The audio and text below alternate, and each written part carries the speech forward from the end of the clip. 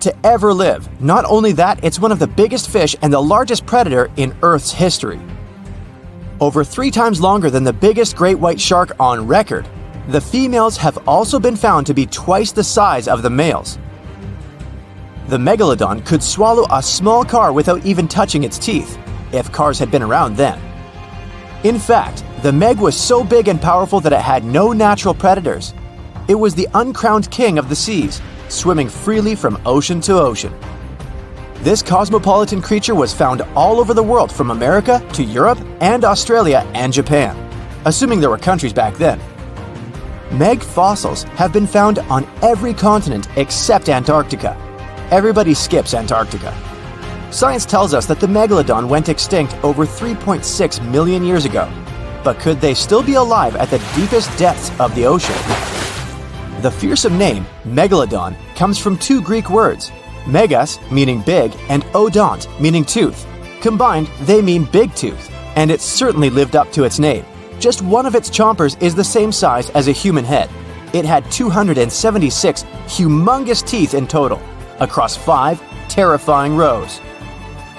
In all of history, only a couple of saber-toothed cats and the T-Rex had consistently bigger teeth. Now that's a showdown I'd like to watch. The Megalodon vanished millions of years ago, leaving only huge teeth to be found by modern archaeologists. Only around 80% of the ocean has been explored, so who knows what's lurking at the bottom.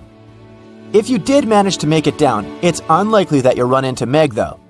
The sharks, like us, preferred warm coastal waters. Deep ocean living would be too cold for the beasts, and food would be scarce.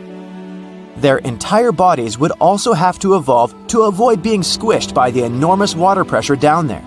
It's unlikely that they're still around, but not impossible. Now, about the appearance of the Megalodon. Scientists believe it didn't look like a great white shark. The Megalodon belongs to a different fish family and most likely looked like a giant sand tiger shark. Flattened snout, small eyes. Its dorsal fin moved backward. The sand shark has 2 dorsal fins about the same size. The coloration is light brown with a white belly. It may have had brown-red spots like a sand shark all over its body. We used to think of the Megalodon as something scary from the first finds of its fossils. That was back in the Renaissance era. People found some teeth in the rocks. At first, these teeth were thought to be the tongues of dragons or snakes. And here is the first drawing of what the owner of these teeth supposedly looked like. A massive snout with a scary nose and a bunch of razor-sharp teeth. The Megalodon is usually described as a sort of giant great white shark, but this is just a common myth. In fact, the ancestors of today's great white existed at the same time as the Meg. But they weren't the best buddies and were even in competition with each other.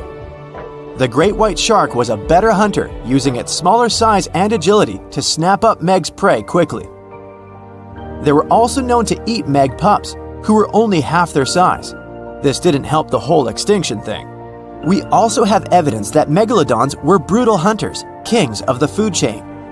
The first combat tool in their arsenal was the battering ram. The Megalodon would take its prey by surprise. It had only one chance to hit it. If it missed, it would take too long for a second round. The maneuverability of the Megalodon was comparable to a large truck. While a great white was no match for an adult Meg in a head-to-head fight, they sure weren't scared of stealing their food. This only left the bigger fish and whales for the Meg. But its food supplies began to run out as the whales swam to the cooler new seas. The whales adapted to prefer the colder temperatures, leaving our friend the Meg behind. The Megalodons either starved or were frozen into extinction by the Ice Age. Rather than a great white, the Megalodon is more like a modern bull shark. It had a short snout, a flat lower jaw, and huge pectoral fins to support its massive weight and size. As scary as they are, these sharks were actually caring family guys. Several Megalodon nursery areas have been discovered in Florida, Maryland, and Panama. They gave birth to their young in shallow water environments. We know this from discovering loads of tiny Megalodon teeth found in these areas. I wonder if they had nannies too. But how come there are so many Megalodon teeth out there for us to analyze? Due to their messy, aggressive eating habits, sharks regularly lose their teeth. They lose a set of teeth every 1 to 2 weeks. That's 40,000 teeth in a lifetime. They must rake in a fortune from the tooth fairy. Because of this, their teeth were continually raining down to the ocean floor. Luckily for us, they're also the hardest part of the shark skeleton, which is why so many teeth have survived and become fossilized. It's fair to say the first discoveries of the Meg's teeth confused people. Early discoverers thought that the Meg's teeth were petrified tongues of ancient serpent creatures. They even used to call them tongue stones. It's also a common myth that the Megalodon was around at the same time as the dinosaurs, although this would have been pretty cool. The dinosaurs were wiped out around 66 million years ago, but the Megalodons came much later. The oldest Meg fossil is only around 23 million years old, but it's tricky to pinpoint the exact date. After all, calendars weren't invented yet. They became extinct way before humans even evolved. The earliest Homo sapiens, which is a fancy name for the first humans, emerged about 2.5 million years ago. But what if the Megalodon shark didn't go extinct? Whale populations have dropped drastically since these guys were last around, so there'd be way fewer whales for them to chomp down on. Whales have also gotten a lot smarter and learned new defensive moves, making them way harder to take down. It's estimated that they ate around 12 tons of food each day. The Kraken is a colossal squid, a legendary sea monster, the biggest hunk of calamari you ever saw. And if this monster had existed, the world would have changed beyond recognition. The Kraken has powerful tentacles, solid muscles with suckers at the end. They're impossible to escape. The Kraken can break a ship in half, or just pull it down into the depths. But the worst thing about the Kraken is its size. According to old sailors' stories, its size is almost 10 soccer fields. Hey, maybe the Kraken could play soccer. The Kraken legends said the monster was so giant that sailors mistook it for a small island. In past centuries, it would have been impossible to defeat such a beast. If the Kraken existed in reality, it might have had offspring. Yeah. In all the world's oceans, there would be giant monsters that could sink any ship. It's unlikely that the Kraken would have competitors in its habitat, so its population would grow strongly. Since the Kraken is enormous, it would need a lot of food, so the population of other large sea animals would fall significantly. Blue whales, great white sharks, other giant squids, all the big sea creatures would be endangered. The Kraken belongs to the cephalopod genus. This species includes squid and octopus, some of the most intelligent creatures on the planet. The Kraken is a skilled hunter and will never fight in the open. Colossal squids live in deep waters and they have the largest eyes among all animals. The squid's eye is the size of a dinner plate. Thanks to this, they can see their prey from far away. Similarly, a Kraken would spot the ship much sooner than sonar could pick up the Kraken. It would always have the drop on you. Well, that's not good. In 1857, a squid beak was discovered on the coast of Denmark. Other huge squid remains were found in the Bahamas, and then scientists were convinced that gigantic squids existed. While colossal squid have been officially discovered since then, it's been more than 100 years and we still don't know what the max size they can grow to. The fact is, colossal squids are one of the most elusive creatures on Earth. They live in the depths of the ocean where it's challenging for scientists to reach. Any dive to a greater depth requires powerful, bulky equipment.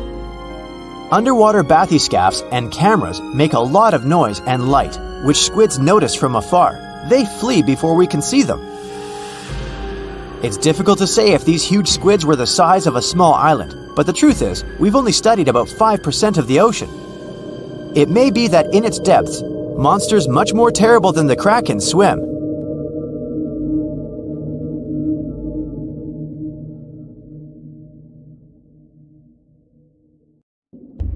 The Stonefish. Stonefish aren't going to win any beauty contests, unless the pageant is for best rock look-alike. Their tiny unreflective eyes and rough skin blend in perfectly with their environment. A large head, an even bigger mouth, and a home full of, yeah, it's rocks. And just because you're on the beach doesn't mean you're safe. Stonefish can survive for 24 hours out of the water. Stepping on one or even handling one won't be that fun. Their dorsal fin spines have extremely strong venom. It shoots out when they get stepped on, and it can lead to paralysis or even heart failure. You'll need help fast. No wonder they're one of the most dangerous creatures in the water, or anywhere. Be careful when scrambling around rocky areas. They love to play hide and seek. The deep-sea dragonfish. If there were a prize for the most hideous fish in the ocean, the deep-sea dragonfish would win. With slimy, scaleless skin, massive teeth, and a face only a mother could love, this bad boy of the sea is nothing to mess with. It likes to swim between 700 feet and 6,000 feet below the surface of the ocean, where the waters are the darkest and coldest. Along with some other creatures on this list, the deep-sea dragonfish relies on its bioluminescent body parts to catch prey. It also uses its hanging appendage, which boasts a little red light on the end, coming out from its lower jaw. Many fish mistake this little light for prey, luring them right into the jaws of the deep-sea dragonfish. Very clever dragonfish, very clever indeed. The Fang Tooth. The Mariana Trench is an underwater trench with a depth of 35,000 feet, nearly 7 miles below the ocean surface. Let that sink in. While scientists know the Mariana Trench exists, it's one of the least explored places on Earth. It's also the deepest area of Earth's oceans. And although many creatures down there probably haven't even been seen by humans yet, scientists have had the creepy pleasure of getting to know the Fang Tooth. The Fang Tooth fish shamelessly lives up to its name. Just look at that thing. The Fang Tooth is carnivorous and feeds on just about anything it can find that gets caught in its sharp-toothed mouth. These fish rely on their contact chemoreception to find prey. In other words, they can sense chemical residue that comes off of other living organisms in the deep sea. This is because they don't have any light-producing cells on their bodies, unlike many other deep-sea fish. On top of all that, it's pretty dark down there, so whatever crosses their path, they chomp on. While these guys look pretty scary, they're not a threat to humans. They only grow about 7 inches long. Even so, I wouldn't want to run into one of these things during a relaxing swim in the ocean. The Dunal Oius. Strangely enough, this prehistoric fish, known as the T-Rex of the seas, had no teeth. Those were replaced with bony plates that allowed it to have the strongest bite among other monsters of its size. The Goblin Shark. If you thought the movies about sharks were scary, this next deep-sea creature will make you swear off going for dips in the ocean forever. However, it lives 3,000 feet underwater, so you'll never likely see it face to face. The Goblin Shark looks like a cross between a shark and a creature from your worst nightmare. These sharks boast a protruding sword-like snout with a jaw that juts out to match. Unlike other sharks that have more of a gray hue, this creepy thing looks not so pretty and pink. Aside from their scary demeanor, what do scientists really know about the Goblin Shark? Well, not much, except that they can grow up to 18 feet in length. Looks like there's still a lot to learn about these guys, if you dare to. By the way, did you know that sharks don't sleep? Many species have to keep water moving over their gills to get oxygen, so they can't fall into a deep sleep like we do. That's why they stay half awake during rest. Typically, sharks don't even close their eyes. The cookie cutter shark. This shark is a living horror, with lower teeth being big and sharp, while the upper ones are much smaller. When its teeth fall off, the shark eats them to maintain calcium levels. Pretty smart solution for a shark. The Frilled Shark. Studying the Frilled Shark is like looking through a portal back to prehistoric times. That's because scientists think that these eel-like sharks haven't changed much since their oldest ancestors roamed the deep sea waters, so they're sometimes referred to as living fossils. These sharks' mouths are filled with a terrifying 25 rows of backward-facing sharp teeth, 300 in total. They're designed to grasp prey and hold them tight so they can't get away, according to early studies of the shark conducted in 1884 and published in the Bulletin of the Essex Institute. Luckily for swimmers, the frilled sharks live between 390 feet and 4,200 feet below the ocean's surface, so they'll probably never run into them. Probably. This is probably the worst nightmare of any dentist. The Northern Stargazer. Take a look at this cutie. The Northern Stargazer is definitely not something you'd wish to see on the ocean floor. This horrid creature hides its body under the sand, leaving its face above to wait for prey. The Tassled Wobong. Here's another carpet shark on our list. It lies low on the bottom of the sea and patiently waits for its prey to come by. The Australian Ghost Shark. The Australian ghost shark isn't really even a shark, but a very bony fish. It's also a living fossil. It hasn't changed within the last 400 million years. Believe it or not, sharks and humans have a common ancestor that lived around 440 million years ago. Even though we both evolved in our own way, there are still some signs of that connection. For example, the genome of an elephant shark is very similar to humans. The Leopuridon. This list of terrifying creatures would be incomplete without mentioning the terrifying and prehistoric Leopuridon. This carnivorous marine reptile existed during the Colovian stage of the Middle Jurassic era and ruled the waters at 9 feet in length. Scientists believe Leopuridon thrived in this deep-sea trench because of its ability to swim long distances and its 4 paddle-like limbs. While they probably weren't able to propel themselves toward prey like other animals of the area, they did manage to accelerate and attack very ruthlessly and efficiently. Additionally, they relied on their long snouts to smell prey, which leads scientists to believe they didn't rely on sight for hunting. This means they could have thrived in the dark Mariana Trench. Around 150 million years ago, Leopuridon became extinct due to competition for prey against other thriving marine reptiles. And I think I speak for all of us when I say, thank goodness for that. Considering that scientists have only explored 5% of the ocean floor and found some of the scariest sea creatures imaginable, one can only dream of what other animals reside in the deep sea waters. Perhaps it's best to keep them in your imagination. Am I right? The megamouth shark. This shark is a filter feeder, and it's friendly to humans, although its huge mouth can look quite threatening. Like basking sharks, it swims with its mouth constantly wide open, as if it were on Twitter. The gulper eel. This deep-sea eel has an easily distended belly that allows it to swallow prey twice its size in a single monstrous bite. They have very unusual jaw shapes and can reach about 2 to 3 feet in length. Do you see that large log near the ocean floor? Maybe it's part of an old ship. Treasure, gold, diamonds, I'm rich! Well, as you get closer, you notice something. It's swimming! It's not a shark or a dolphin, it's a saltwater crocodile.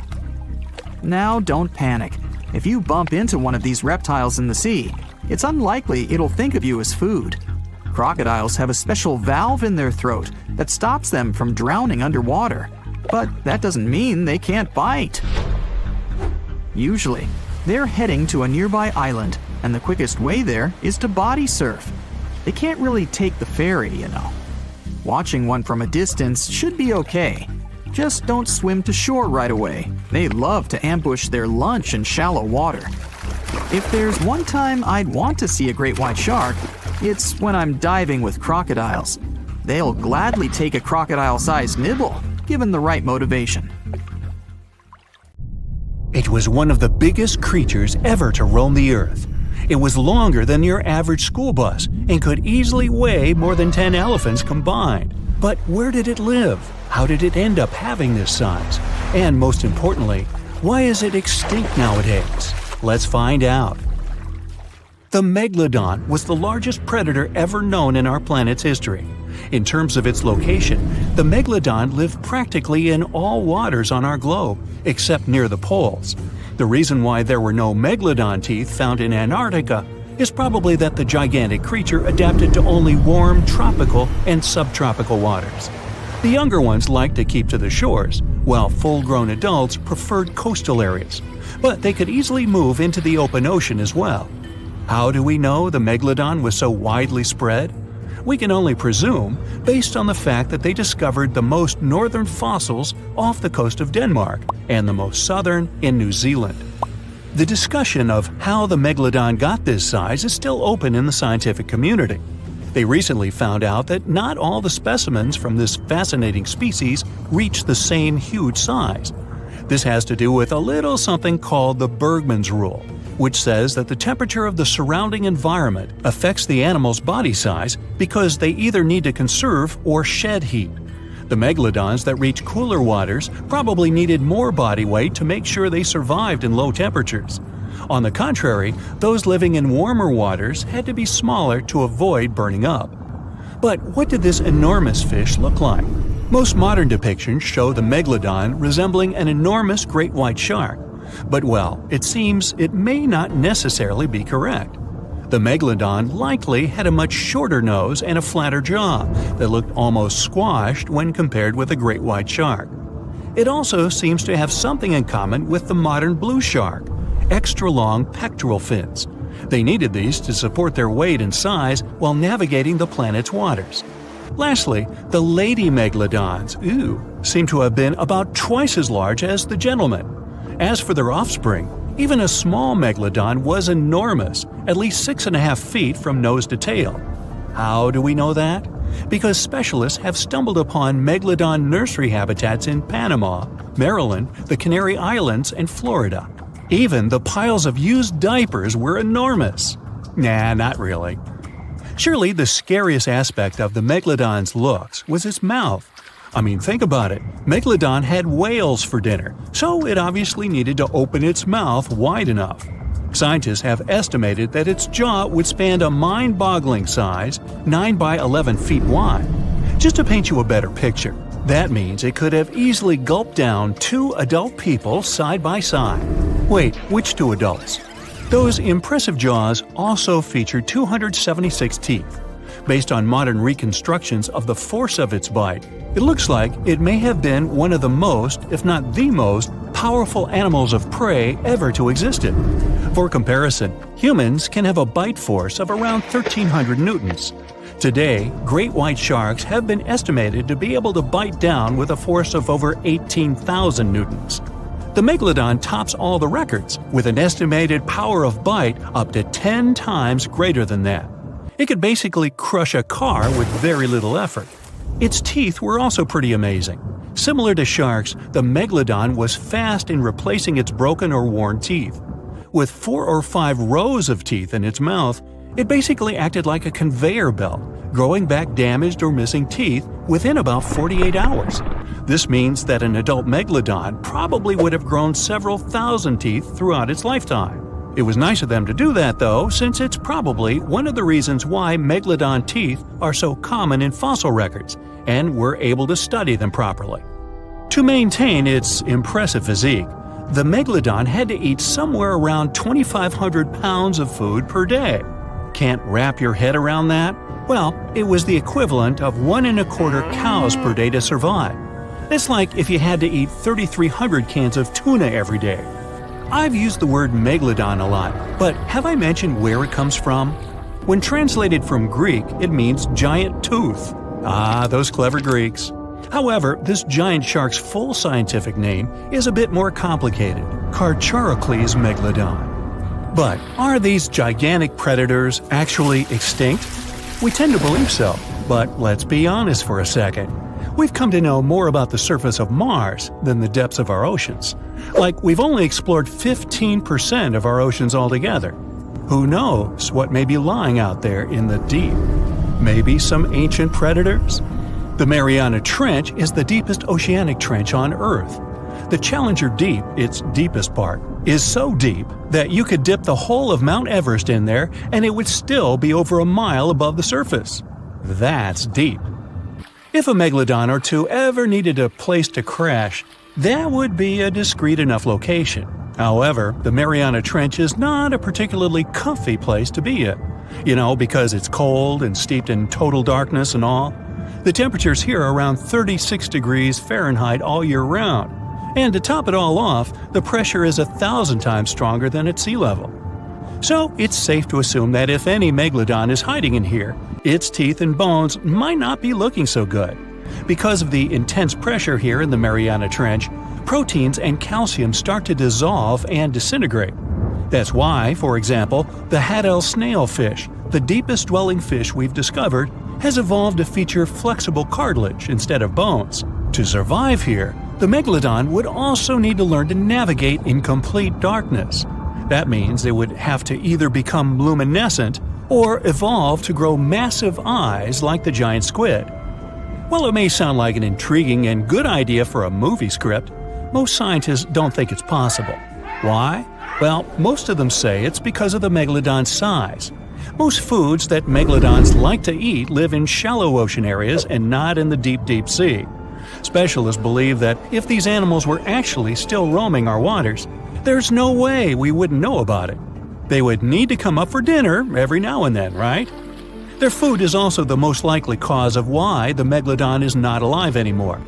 While some specialists believe the megalodon became extinct because of a drop in the ocean water temperature, most scientists suggested that the shifting food chain dynamics may have been more to blame. Why? Because at some point, there was less and less of its primary food source, baleen whales, and at the same time, the numbers of its natural competitors, like smaller predatory sharks like the great white shark and whales, increased. The megalodon did live on this planet a lot more than we did, and way back when we didn't even exist yet. They were here for nearly 70 times longer than we, modern humans, have, inhabiting the oceans for around 20 million years. Homo sapiens appeared around 300,000 years ago. The megalodon managed to survive for so long mostly because of its unbeatable size. I mean, they can make a meal out of almost everything in the sea at the time. We may think about both of them as prehistoric creatures, but the megalodons and the dinosaurs never coexisted on Earth. The dinosaurs probably died out about 66 million years ago. Megalodons seem to have appeared a bit later. That's because the oldest megalodon fossils we have yet discovered are from the Miocene epoch, which began 23 million years ago. So long, Meg. There's a creature somewhere deep in the ocean looking for prey that would make Dracula himself proud. It's been around since before even the dinosaurs walked the earth. It has no bones or jaw, but it doesn't stop this underwater vampire from hunting. The name of this eel-like parasite is the Pacific lamprey. The English monarch loved this fish so much that he defied doctors' orders to stop eating lamprey flesh.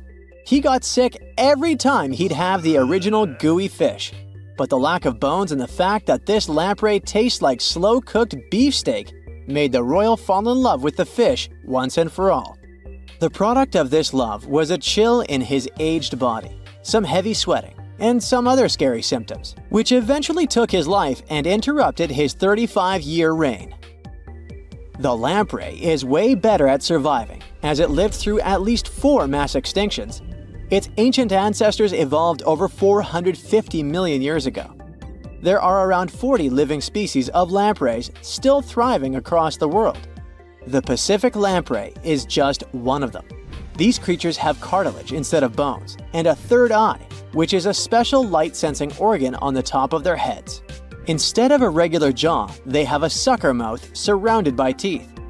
It's perfect for latching onto prey and sipping up body fluids like underwater vampires. Once they pick a victim, they suction it, making a seal that's almost impossible to break. Scientists believe the Pacific lampreys don't munch on flesh. Female lampreys lay up to 200,000 eggs in nests that stay in fresh water for 3 to 4 weeks. Once the larvae hatch, they burrow into sediment and stay under the sand for up to a decade. When they hit their teenage years, these miniature Draculas re-emerge and migrate from freshwater all the way to the Pacific Ocean. This journey isn't the easiest, and it takes some changes to its appearance and physiology to adapt to a huge change in salinity. After several years, they go back to freshwater to reproduce. Pacific lampreys can use chemical clues released by their larval migrating pals to find their way. They can travel hundreds of miles inland to find the perfect spot for spawning and rearing. It's not always the same place they spawned in. Many species of birds, mammals, and other fish can appreciate the fatty flesh of lamprey. This makes them some of the most valuable players in freshwater and marine ecosystems. Another lamprey type, the sea lamprey, is native to the Atlantic Ocean. It's not that dangerous when it's at home, but once it gets to the Great Lakes, it becomes a real threat to the 4 local native species of lamprey. The sea lamprey is up to 4 times bigger than the lake species. It has unlimited food and spawning grounds, and no natural predators here, so it becomes cocky. It secretes an enzyme that doesn't let the blood clot. Once it attaches to some unsuspecting fish, it spends the next several months feeding off of it. And even if the fish shakes the lamprey off, it doesn't have long to live because the mark the predator leaves behind. Sea lampreys aren't interested in humans, but can accidentally latch onto a swimmer. It won't be fatal, but it's not the most pleasant sensation, and you need to get the spot of the impact disinfected. The Australian box jellyfish looks harmless, but it's considered the most venomous marine animal. Unlike other kinds of jellyfish that float with the current rather than swim, this creature can reach an impressive speed and choose its own direction. It has tentacles covered with tiny darts loaded with poison. People and animals that get unlucky enough to meet with those tentacles face some scary and sometimes even fatal consequences in a matter of minutes. Before you decide to never revisit the ocean, you should know that only a few out of around 50 existing species of box jellyfish have venom that is lethal to humans. There are some not-so-dangerous species living in warm coastal waters worldwide. And the most dangerous ones are in the Indo-Pacific region and northern Australia. A blue-ringed octopus spots a signature psychedelic color and the ability to take away your life. This cute-looking sea monster likes to spend its time in the soft, sandy bottom or shallow tide pools and coral reefs. It normally hides in underwater crevices, among shells or debris. If you disturb it, the octopus will activate its tiny color-changing organs and demonstrate its blue rings as a warning signal. The next step will be releasing a venom 1,000 times more powerful than cyanide. This venom is more toxic than that of land mammals. The octopus normally uses it to hunt crabs, shrimp, and small fish by pecking them with its beak and paralyzing them. There is no known antidote for the venom, so if you ever see this sea creature, the best you can do is to stay away from it. It bites without any pain, so you might notice when it's too late. The good news is that it's not aggressive and won't go after you unless it's cornered. The reef stonefish are masters of disguise in the underwater world that camouflage themselves on rocks, coral reefs, or just blend into the seabed. They thrive throughout tropical marine waters of the Indo-Pacific. Their invisibility superpower makes them especially dangerous to their prospective victims they ambush and swallow whole. If someone happens to disturb them, their 13 defensive dorsal spines stand on end and deliver a powerful venom punch. They say stonefish stings are extra painful and lead to scary consequences within minutes. They're called the most venomous fish in the world. If you don't do anything about it, the impact can be lethal. If you ever go diving in the Pacific Ocean, be careful not to pick up a cone snail from the seafloor. It has a beautiful shell made of brown, black, or white patterns. Like most other snails, it's slow, but it has a complicated system of seeking out prey. It likes to snack on fish, marine worms, or even other snails. Once a cone snail senses food is near, it activates a sharp proboscis, or a needle-like protrusion from its mouth. The attack is swift and super potent. The victim doesn't even have time to realize what happened to them. Once it's completely incapable of moving, the cone snail swallows it whole. Humans aren't on its menu, but it can still release the venom if someone steps on it or disturbs it. The proboscis can even penetrate gloves. Luckily, only several out of over 700 species of cone snails can take a human's life. But since there's no antivenom, you better not risk it. All 52 known species of sea snakes living mostly in the warm tropical waters of the Indian and Pacific Oceans are venomous. The beaked sea snake even has the title of one of the world's most venomous serpents, but it's one of the few kinds that can pose a real threat to humans. Sea snakes prefer a peaceful coexistence and would rather slither away than engage in any confrontations. If you ever see them in the water, staying calm and moving slowly will save your life. Sea snake bites, although almost painless at the moment, can have varying degrees of impact. Some may only cause mild symptoms, while others can lead to severe outcomes. Most bite reports come from accidental encounters, like someone freeing them from nets or unsuspecting beachgoers stepping on them. Blue dragons rarely grow larger than the size of a grape. They like to swim belly up, so their brightest blues blend in with the ocean waters. And the silver front faces down and camouflages with the darker seabed. Blue dragons feed on another dangerous sea creature and store up their stinging cells. Their venom lives on even after the fish itself is no longer alive. That's why you should be extra careful and never pick up or step on them on the beach. Scientists and geologists are out there in the vast ocean, towing these trusty devices, also known as streamer cables.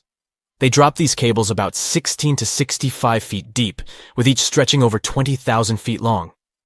Now you can imagine that this whole setup creates quite a commotion underwater, attracting all sorts of curious creatures. And guess who shows up for the party? Sharks. Yep, these toothy pals are drawn to the magnetic fields of the streamer cables and sometimes mistake them for a chewy snack.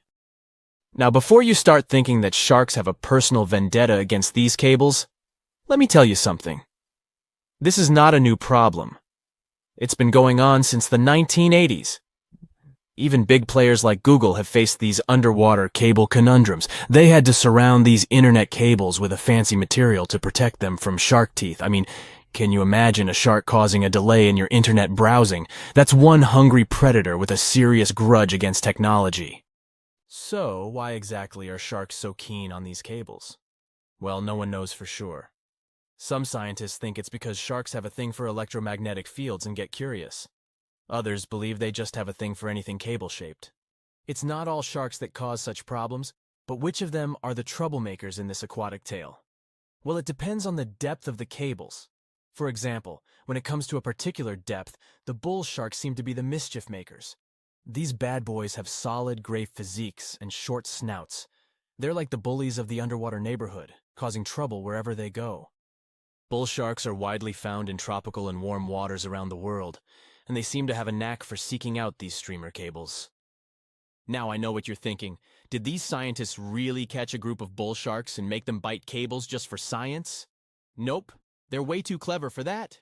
Instead, they used a 3D scan of an authentic bull shark jaw to create a computer model. Talk about high tech. They simulated shark attacks on the cables, measuring the impact and compression forces. It turns out that a shark can really do a number on those cables. But here's the kicker. The strength of the cables depends on how fast the shark is swimming when it decides to take a chomp. So if you see a shark cruising by at top speed, you better watch out for those cables.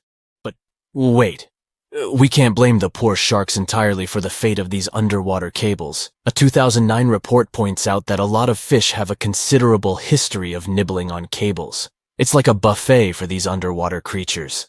Barracudas, sharks from shallow and deep waters, and even some other sneaky culprits have been identified as cable biters.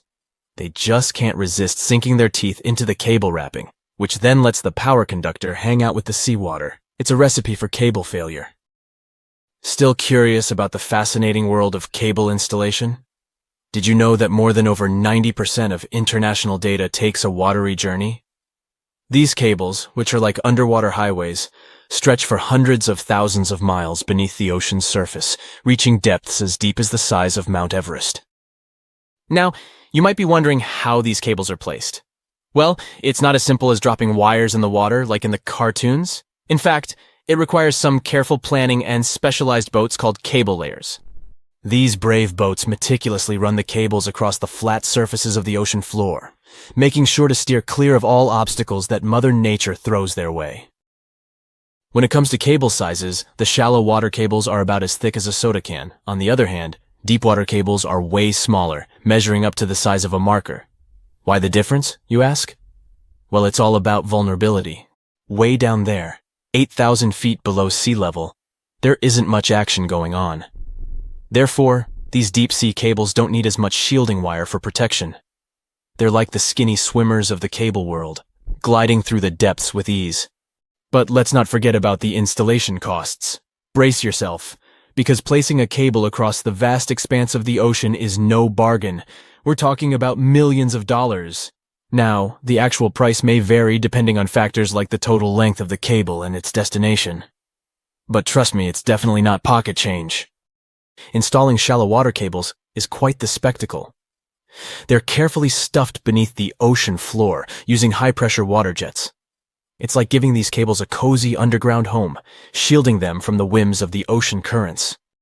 So, while cable installation may be slow, and, let's face it, a bit expensive, it's truly a remarkable feat of engineering. The underwater world is a complex and delicate ecosystem, and the cable layers take great care to ensure that their installations don't disrupt the marine life and habitats that call the ocean home. It's a balancing act between technological progress and oceanic conservation, and they're doing a pretty good job at it. Whenever you browse the internet, remember that your cat videos and funny memes might just be zipping through those submarine cables deep beneath the waves. But burying cables safely underwater isn't actually a modern idea, you know. Hold on tight because we're going on a time-traveling adventure back to the mid-19th century. Picture this. It's 1854, and something groundbreaking is about to happen. The installation of the very first transatlantic telegraph cable begins, linking the distant shores of Ireland and Newfoundland. Now, before you roll your eyes and say, "Old news, buddy," let's remember that this was a pretty big deal back then. Fast forward 4 years, and the moment of truth arrives. The first transmission is sent through the cable, carrying a message that goes something like this. Laws. White House received 5-minute signal. Coil signals too weak to relay. Try drive slow and regular. I have put intermediate pulley. Reply by coils. Okay. Maybe not the most exhilarating message ever sent. But hey, they were just getting started. Now, let's put ourselves in the shoes of those remarkable folks involved in this undersea endeavor. Imagine being the lead electrician of the Atlantic Telegraph Company, also known as White House, in the message. He must have been quite the electrician extraordinaire. To put things into perspective, while our cable pioneers were busy laying the groundwork for transatlantic communication, the world outside was bustling with activity. Charles Dickens, that literary genius, was still crafting his timeless novels. Meanwhile, a little settlement named Dallas was officially incorporated in the vast state of Texas. It's pretty incredible to think about how far we've come since then, with our high-speed internet and seamless global communication. Could you really take down the internet by simply going underwater with a pair of wire cutters? Well, technically, yes. You'll need to be all geared up, wearing your snazzy scuba suit and holding a pair of trusty wire cutters. You can also add a mischievous grin on your face just to create the right ambiance, don't you agree? Now, let's get serious. Cutting through those super important submarine communications cables is no easy task. They carry thousands of seriously dangerous volts. But here's the deal. Someone actually did it in Egypt back in 2013. A group of daring individuals wearing their sleek wetsuits and equipped with wire cutters decided to give it a go. Their target? The Southeast Asia Middle East West, Europe E4 cable. A whopping 500-mile lifeline that connects 3 continents. As soon as those mischievous cable cutters did their thing, chaos ensued. Internet speeds in Egypt took a nosedive, plummeting by a staggering 60%. Can you imagine the frustration of trying to load a cute puppy video and having to wait for ages? But hey, let's keep things lighthearted here. The internet, like a phoenix, rose from the ashes once the cable was repaired. Speeds were restored, and everyone could once again binge-watch their favorite shows and indulge in endless rounds of online gaming. There are plenty of fish in the sea. Some of them look totally like Nemo or Dory. Then there's the butterfly fish and fancy guppy, which is indeed really fancy. And then there's... What on earth is that? I would definitely not pay for a diving experience to see this guy. The anglerfish has the unofficial title of the ugliest animal in the world, but I wouldn't dare to break that news to it. There are more than 200 species of anglerfish currently swimming somewhere in the gloomy depths of the Atlantic and Antarctic Oceans, up to a mile below the surface. Some of them prefer different living conditions, the shallow tropical environments. Different kinds of anglerfish vary in shape and size, from the famous black sea devil to frogfish, monkfish, footballfish, goosefish, batfish, and sea toad. The larger ones can be half as long as a full-sized bed, but most are less than a foot long. Since the choice of meals where these guys live isn't that huge, they had to come up with a unique hunting strategy. They don't waste their priceless life energy on following prospective prey. Instead, they use a piece of dorsal spine that sticks above their mouths like a fishing pole, hence the name of the fish. There's a sac of bioluminescent bacteria that glows brightly in the dark at the end of that rod. The light lures prey, and all the anglerfish has to do is wait, and then enjoy its lunch delivered right to its mouth. Their bodies are pliable and huge, so they can easily swallow prey twice their size. Deep-sea anglerfish eat whatever they can find. Species that live in more shallow water aren't picky either, and can eat anything from shrimp to snails and small fish. Only female anglerfish have the cool fishing rod feature though. So what about their males? Finding a soulmate deep under the sea isn't that easy. I mean, literally, there's no light down there. Plus, there are frigid temperatures and low oxygen levels. Anglerfish can't afford to go on many dates in those conditions, so they mate for life. And before you go aw about it, I have to tell you, they do it in quite a special way. Male anglerfish are much smaller than their ladies. The contrast is so striking that when researchers first got interested in their love life, they thought those males were actually the offspring, or larvae, hanging out next to their moms. Certain anglerfish male species have receptors that alert them that there's a female nearby. After they mate, the male bites into his woman and stays attached to her head, belly, near her tail, and other areas he can access. While they morph together forever, the female fish gets the male's cells, DNA, and reproductive organs, but loses her immune response cells. The male gets free permanent housing and nutrition. Given the current real estate prices, it sounds like a dream. But that accommodation is shared by up to 8 males, and they can't move out if they ever feel like it. You're unlikely to meet this deep-sea fish in real life, but if you meet an anglerfish in your favorite video game, remember that you can easily outswim it and make it kinder to you with tranquilizing arrows. Once you befriend it, the anglerfish can be your scout and help you discover new areas with its bioluminescent pods. Back in the real world, down in the twilight zone of the ocean, about 650 to 3,300 feet down, the anglerfish isn't the only creature you're lucky you'll probably never meet. Many of the locals look like they come straight out of science fiction or horror movies, but that's because they had to adapt to this dark, deep world. I did my best to get you prepared for the creatures you're going to meet, starting with the common Fang Tooth. They spend most of their lives deep down, but at night, they move toward the surface to snack. These guys are more active than most other deep-sea dwellers. They don't wait for food to come their way, but actually follow it, and then get it with their long, hungry teeth. They don't have a built-in light bulb like the anglerfish, so they've developed a great sense of smell and use as much sunlight as they can get there in the depth to get around. Sometimes, even the shadow of a passing by prospective prey is enough for them to switch to action mode. And though they don't look too charming, they're completely harmless to humans if you ever run into one of these guys. Stoplight Loosejaw sounds like a great name for an alternative band. But it's actually another deep-sea resident with sneaky hunting habits.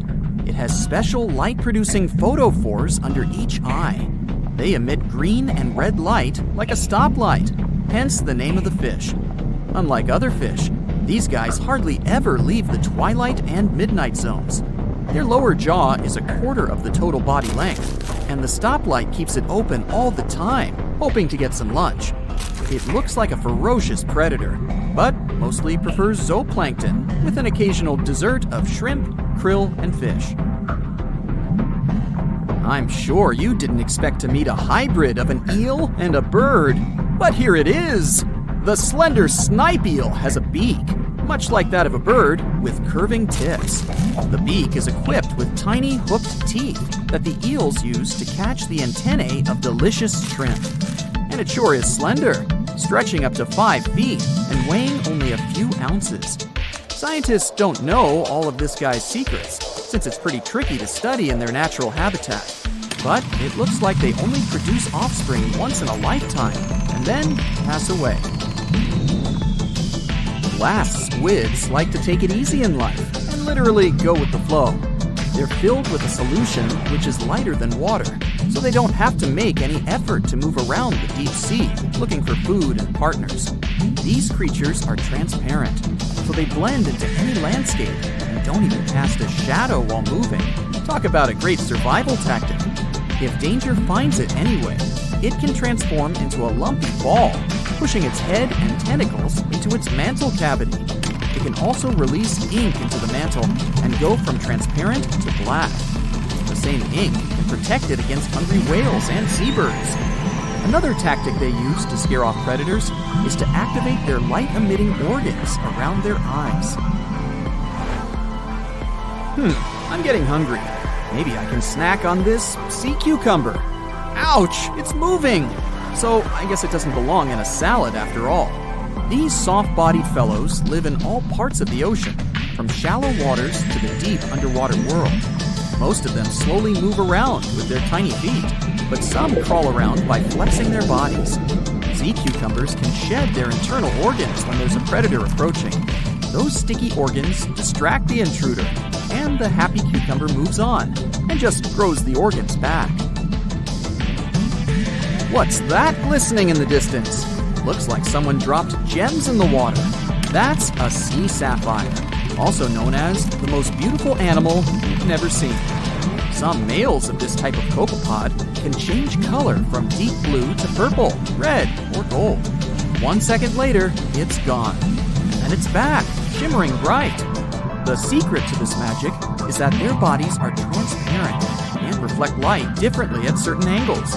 It looks like it's their way of communicating between each other and attracting mates.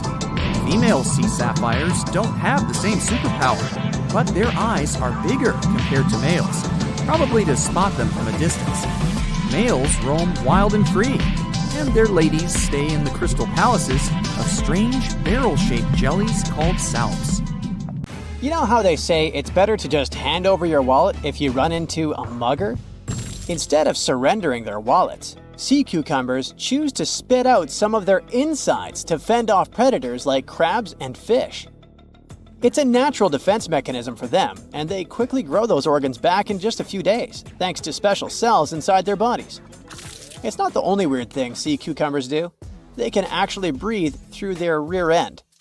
They have this thing called a respiratory tree that connects to their backside and sits right next to their intestines. So when they suck in water from their behind, it goes into that respiratory tree, letting them absorb oxygen directly into their fluids. Plus, sea cucumbers are the janitors of the ocean. They munch on whatever gets stuck in the sand on the ocean floor. Once they've eaten, they manage to clean out the sand, leaving it nice and tidy after they do their business. As for the clean sand, the stunning white sand beaches in Hawaii are actually a product of parrotfish number 2. These fish munch on algae from rocks and dead corals, and while they're chomping away, they also grind up the leftover bits of coral in their bellies. When they're done, they move their bowels, and voila! It all comes out as beautiful sand. Not only do they play a vital role in keeping the coral reef ecosystem healthy, but they can churn out hundreds of pounds of this white sand every year. Marine animals are seriously impressive when it comes to holding their breath. Just look at sperm whales and elephant seals. They can stay underwater for a mind-blowing 2 hours. Then there's a Cuvier's beaked whale, which holds the crazy record at almost 4 hours underwater. When you compare that to the human record of 24 minutes and 37 seconds held by pro diver Budimir Shobut, it seems pretty insignificant. But what's the marine animal's secret that helps them excel humans this much? Unlike us, these sea creatures have a ton of hemoglobin and myoglobin in their blood and muscles, allowing them to store way more oxygen. When their oxygen runs low, myoglobin steps up and releases even more. Plus, they can tolerate higher levels of CO2, so they don't feel the need to breathe as quickly. There's even a study that found their myoglobin molecules have a unique charge that keeps them from sticking together, which boosts oxygen storage. And on top of all that, they can slow down their heart rate and restrict blood flow to hang out underwater even longer. Rumor has it that about 540 million years ago, a meteor loaded with frozen octopus eggs smashed into Earth. Sounds like a delirium, but some scientists are entertaining a very questionable idea that octopuses and their cephalopod buddies, like squids and cuttlefish, might actually have some extraterrestrial origins. The thing is, cephalopods have extraordinary DNA that doesn't look like any other DNA on our planet. They've got around 33,000 protein-coding genes in their genome, which is way more than what we humans have. A recent study suggests that their evolutionary story shows some odd traits that might hint at a connection to space, like they could be from some super far-off past, or even the future. The researchers went as far as to claim that modern octopuses could be the descendants of these frozen creatures that hitched a ride on comets and splashed down in our oceans. And why octopuses? Well, they really stand out in the animal kingdom. They can use different tools to build their own houses, and they can even solve everyday problems independently of their brain, as 2/3 of an octopus's neurons are in its arms. These traits seem to have just appeared out of nowhere during evolution. They even tossed around another quirky theory.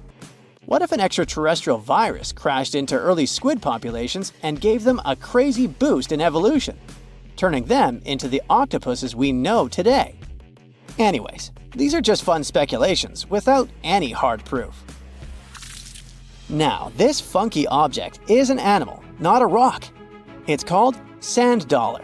Just look at the shape of its shell. Once sand dollars are exposed to the sun, their shells lose their soft, spiny covering and become bleached white. Back in the day, beachcombers thought these shells looked a lot like big silver coins, kind of like the old Spanish dollar that was about the same size. But if you prefer, you can call them sand cakes instead. These quirky creatures have tiny spines on their surface, and they glide along the ocean floor. They use small tube feet that line the grooves on their underside to grab bits of food like plankton and algae, which they then send to their mouths. Inside, they have 5 triangular teeth that help them munch on their meals. In some Georgia folklore, sand dollars are said to represent coins lost by mermaids. Sand dollars have a unique talent for cloning themselves. They can do this for a bunch of reasons, like when a predator comes around. Some species of sand dollar larvae can actually split in half as a defense mechanism. It takes about 24 hours for them to clone themselves, and the new larvae end up being about 2/3 smaller than the original, which helps them hide from danger. Wait, is that a giant sea hot dog racing through the ocean? Sorta. Some scientists have joked that sperm whales seriously resemble enormous hot dogs. These massive creatures can take quick naps, standing up for about 10 to 15 minutes. They only sleep about 7% of the time, mostly between 6 p.m. and midnight. Sperm whales also have a cool ability to retract and extend their eyes, thanks to a thick retractor muscle around them, but they can't actually roll their eyes in their sockets. Plus, they have the most asymmetrical skull of any mammal out there. Oh, and let's not forget, they have the largest brain of any living creature, weighing in at over 9 pounds. Unlike us humans, if dolphins went into full-on snooze, they'd stop breathing and could drown. So they figured out a genius solution. They let only one side of their brain sleep at a time. This means one half stays awake to keep them breathing and watching out for any potential threats. When they snooze, they only close one eye. If their right brain is resting, their left eye is shut, and vice versa. This unique sleep style is called unihemispheric sleep, and it lets them recharge without ever fully losing awareness. On top of that, dolphins might be using corals and sponges like their own little pharmacies. Scientists have seen them rubbing their bodies against specific types of coral and sponges, suggesting they might be treating skin issues. They've even spotted dolphins lining up to take turns at these spots, using corals like Gorgonian coral Rumphella aggregata, leather coral, and some sponges. What's really fascinating is that researchers have analyzed these corals and found they contain compounds that could help with dolphin skin conditions, which can sometimes lead to infections and lesions. Now, the big question is figuring out exactly how each type of coral helps dolphins, and if it really boosts their health overall. Sea urchins aren't exactly the Usain Bolts of the ocean. They move slowly by crawling with their tube feet and occasionally give themselves a little push with their spines. These little guys have just 5 teeth, which they use like a beak to scrape algae off rocks, which I'm pretty sure is the ocean's version of an all-you-can-eat buffet. But since all that scraping wears their teeth down, they're in a never-ending dental replacement program. Scallops are the underwater equivalent of the world's most confused security cameras, sporting up to 200 tiny eyes on their shells. These eyes are high-tech. They can even adjust their pupils to light. Instead of working like ours, scallop eyes have a unique setup. Light goes through a pupil, lens, 2 retinas, and then hits a mirror made of guanine crystals that reflects it back. Scientists were puzzled about how they see since their main retina often gets blurry light. But it turns out, scallops can change their pupil size by about 50%. Just don't expect them to do it in a hurry, as it takes a few minutes. Now here's something really neat about orcas. They're expert hunters, and they do it in groups called pods. A pod can consist of up to 40 orcas, forming a very effective hunting team. Interestingly, there are distinct types of pods, resident and transient. Resident pods are more into fish, while transient pods have a taste for marine mammals. But no matter what type of pod they belong to, all orcas have one thing in common. They are master collaborators. They work together using smart hunting techniques that are often compared to the teamwork of wolf packs. Almost 95% of jellyfish's body is made of water. For comparison, the human body is 60% water. It's probably not a surprise since jellyfish don't have a heart, blood, eyes, or brain. The other 5% of their body weight is proteins, muscles, and nerve cells. Jellyfish have been around for more than 500 million years. This makes them older than dinosaurs. These creatures haven't changed much, and today's jellyfish are pretty much like their ancestors. Electric eels have small eyes that are not so effective in environments with no light, so they mostly rely on their electric organs. Those consist of 6,000 cells. Eels use them to stow power, similar to batteries. These creatures use electricity like bats use their radars or dolphins their sonar. An eel can also produce enough electricity to power a panel of light bulbs. There's a small tropical archer fish that can learn to recognize human faces. This fish has an interesting ability to spit small jets of water from its mouth. Researchers showed the fish the image of 2 different faces placed side by side. One was unknown and the other was familiar. The fish was supposed to spit water at the familiar one. The creature took the right guess more than 80% of the time. There's such a thing as a sea unicorn. That's an animal called the narwhal. Its horn is actually a tooth that can grow up to 10 feet long. Manatees, also known as sea cows, are distant relatives of elephants. Their weight can go up to 1,000 pounds. These creatures are vegetarian and need to eat around 10% of their total weight on a daily basis. That's lots of sea salad. In some cases, manatees share space with alligators, but they get along pretty well. You can even find a photo from Florida where an alligator rides a manatee's back. Frogfish have special fins that help these creatures walk along the sand. They're very useful in shallow waters. A ghost pipefish is hard to see, but once you spot it, you're bound to get really surprised. Its head makes up over 40% of its body. Crabs don't feel like wasting time on such formalities as putting foods in their mouth. That's why they taste it with their feet, which is where their taste buds are. Marine iguanas are the only lizards on our planet that like spending time in the ocean, even though they mainly live on land. They're herbivores that feed in shallow waters and swim like snakes. Iguanas use their long claws to hold onto the bottom when they need to graze. Green turtles can cross over 1,400 miles when migrating. They try to find the perfect spot to lay their eggs. Penguins sort of fly when they're underwater, reaching a speed of 25 miles per hour. More than 5 million years ago, I've heard, I wasn't around then, deep-sea worms and humans had a common ancestor. So we still share 70% of our genes with these creatures, and with sea stars, squid, and octopuses. Now, octopuses are in fact incredibly old. The oldest known fossil belongs to an animal that lived almost 300 million years ago. FYI, this is before our dinosaur buddies roamed the Earth. Wait, there's more! Octopus arms have a mind of their own. That's because 2/3 of their neurons lie in their arms, not in their heads.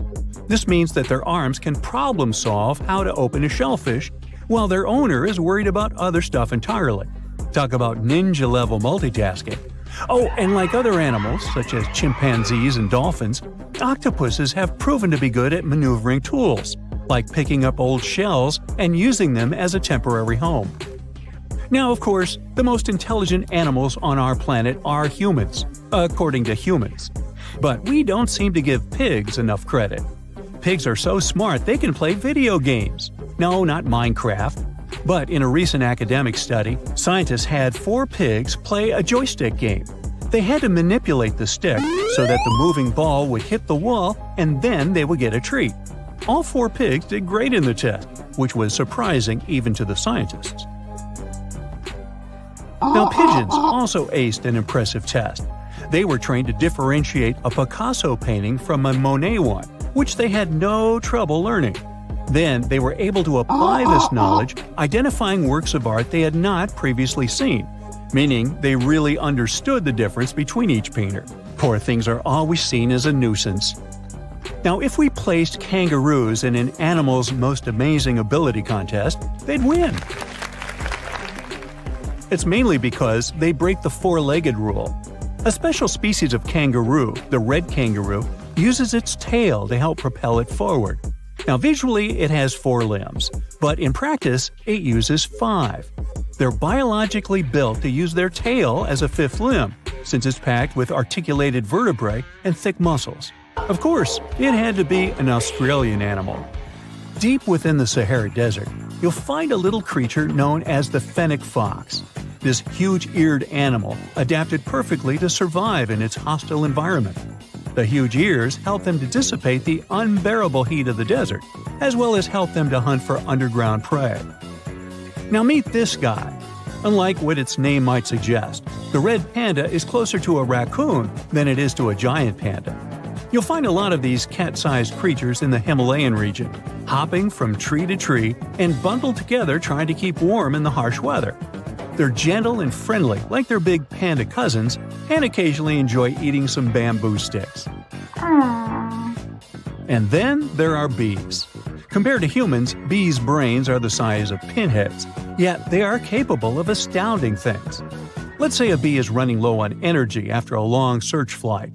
This bee desperately needs a drop of honey in order to continue flying, but smartly enough, she doesn't need to go back to the hive to recharge. She can ask a fellow beehive mate for a drop of honey directly from this other bee's stomach and continue flying. This type of decentralized system allows them to build highly effective societies, one that bees don't need to push to the queues in front of the honey cells, for example. Every year in the winter, great white sharks that live along the California coastline disappear. It feels as if they take a vacation for 30 to 40 days. The animals go to a point halfway between Hawaii and Mexico. They might do it to get some food, relax, or hang out with their buddies from other areas. The spot is now called the Whale Shark Cafe. Some types of sharks, like makos, whale sharks, or white sharks, breathe in a very specific way. It requires them to swim all the time. They also need to move quickly and with their mouth open. This way, the oxygen can enter and reach their gills. Sea sponges are some of the most primitive animals. They're immobile, don't have a mouth, eyes, bones, brain, heart, lungs, or any other organ whatsoever, and still, they're alive. There's such a thing as a sea unicorn. That's an animal called the narwhal. Its horn is actually a tooth that can grow up to 10 feet long. Manatees, also known as sea cows, are distant relatives of elephants.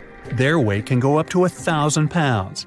These creatures are vegetarian and need to eat around 10% of their total weight on a daily basis. That's lots of sea salad. In some cases, manatees share space with alligators, but they get along pretty well. You can even find a photo from Florida where an alligator rides a manatee's back. Frogfish have special fins that help these creatures walk along the sand. They're very useful in shallow waters. A ghost pipefish is hard to see, but once you spot it, you're bound to get really surprised. Its head makes up over 40% of its body. Crabs don't feel like wasting time on such formalities as putting foods in their mouth. That's why they taste it with their feet, which is where their taste buds are. Marine iguanas are the only lizards on our planet that like spending time in the ocean, even though they mainly live on land. They're herbivores that feed in shallow waters and swim like snakes. There's something known as the orange cat behavior, and apparently it's not just a meme. So far, scientists have been able to understand that coat color is connected to a feline's gender. And since orange is an X chromosome, orange cats are usually males, like Garfield. The so-called orange cat behavior describes ginger cats as agents of chaos. Again, pretty much like Garfield.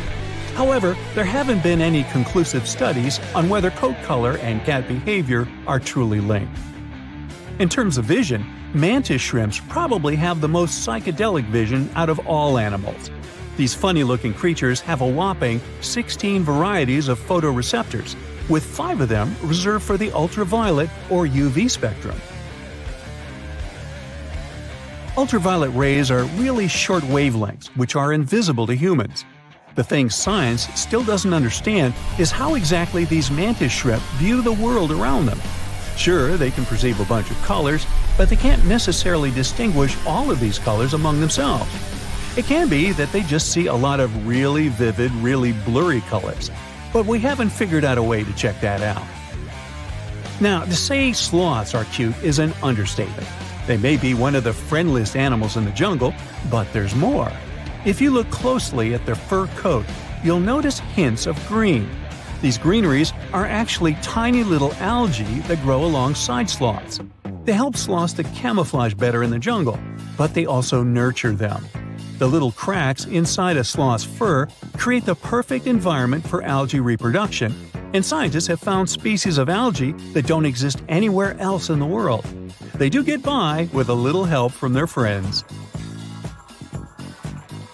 Deep within the Sahara Desert, you'll find a little creature known as the fennec fox. This huge-eared animal adapted perfectly to survive in its hostile environment. The huge ears help them to dissipate the unbearable heat of the desert, as well as help them to hunt for underground prey. Think you know what lurks in the depths of the ocean? While nearly 95% of our oceans haven't been explored yet, it's hard not to let your imagination run wild. But thanks to brave explorers, deep-sea cameras, and awesome archaeologists, we do know about some pretty incredible sea creatures living in our waters today, and millions of years ago. From the 9-foot spider crab to the 60-foot prehistoric Megalodon, these sea dwellers come in all shapes and sizes. But let's focus on sea creatures famous for their huge size. Can you guess which living species of whale is the largest? Well, it's not the orca, but that's a good guess. The orca is a toothed whale that can grow to anywhere from 23 feet to 32 feet, which is slightly smaller than a school bus. How about the narwhal? Nope, they're not the biggest either. These unicorns of the sea live mainly in Arctic waters and only grow 13 feet to 20 feet in length, and that's including their 9-foot tusk. Tired of guessing? Okay, I give in. The largest whale that still exists today is the blue whale. At a jaw-dropping 82 feet to 105 feet, the blue whale is not only the biggest whale we know of, but is currently the largest animal to have ever lived on Earth. Seriously. These animals are bigger than a T-Rex, and even the prehistoric Megalodon. If you were to put a blue whale next to a school bus, it would look like it could swallow it. Think about that. According to National Geographic, a blue whale's tongue can weigh the same as an elephant. And their hearts can weigh as much as a car. That doesn't even sound possible. It's no wonder these giants need to eat about 4 tons of krill every day. While there aren't too many animals living today that can compete with the blue whale's epic proportions, there is an entirely different species that is a good contender, and it's not quite what you would expect. It's a jellyfish. No, I'm not talking about the little jellyfish that wash up on the shore and ruin a perfectly good day at the beach. I'm referring to the lion's mane jellyfish, the biggest jellyfish around. This invertebrate can grow up to 120 feet long. They also come in different gorgeous colors like red, purple, or even shades of orange. As if their length wasn't impressive, the lion's mane jellyfish boast a whopping 8 sets of 70 to 150 tentacles. That means they can have up to 1,200 in total. And here's the giant oceanic manta ray, the largest type of ray in the world. Their wingspan can be longer than a bus. These guys can reach 30 feet in length. They also have the biggest brain compared to body size among all fish. Unlike their stingray cousins, mantas don't have venomous tails. And while the lion's mane jellyfish and the blue whale are yet to be beaten for the longest sea creature, there is one marine creature that can grow even larger in length. The Portuguese Physalia physalis, tentacles and all, can reach a length of 165 feet long, and that's according to mentalfloss.com. While this thing may look a lot like a jellyfish, it's actually known as a siphonophore, and there are hundreds and sometimes thousands of them that are genetically identical. Their long tentacles help the organism catch prey, and its sting is fatal to most animals, even humans in some cases.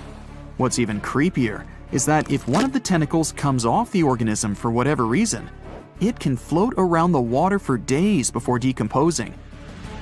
Even if it's detached, this tentacle can still sting you. But don't go running out of the ocean just yet. Your chances of being hurt by a Portuguese Physalia physalis sting are pretty slim. However, if you do get stung, the side effects aren't pretty, with welts, stomach cramps, an elevated heart rate, and an upset stomach. While you don't want to go anywhere near these long creatures, they sure are pretty to look at. Check out all those colors.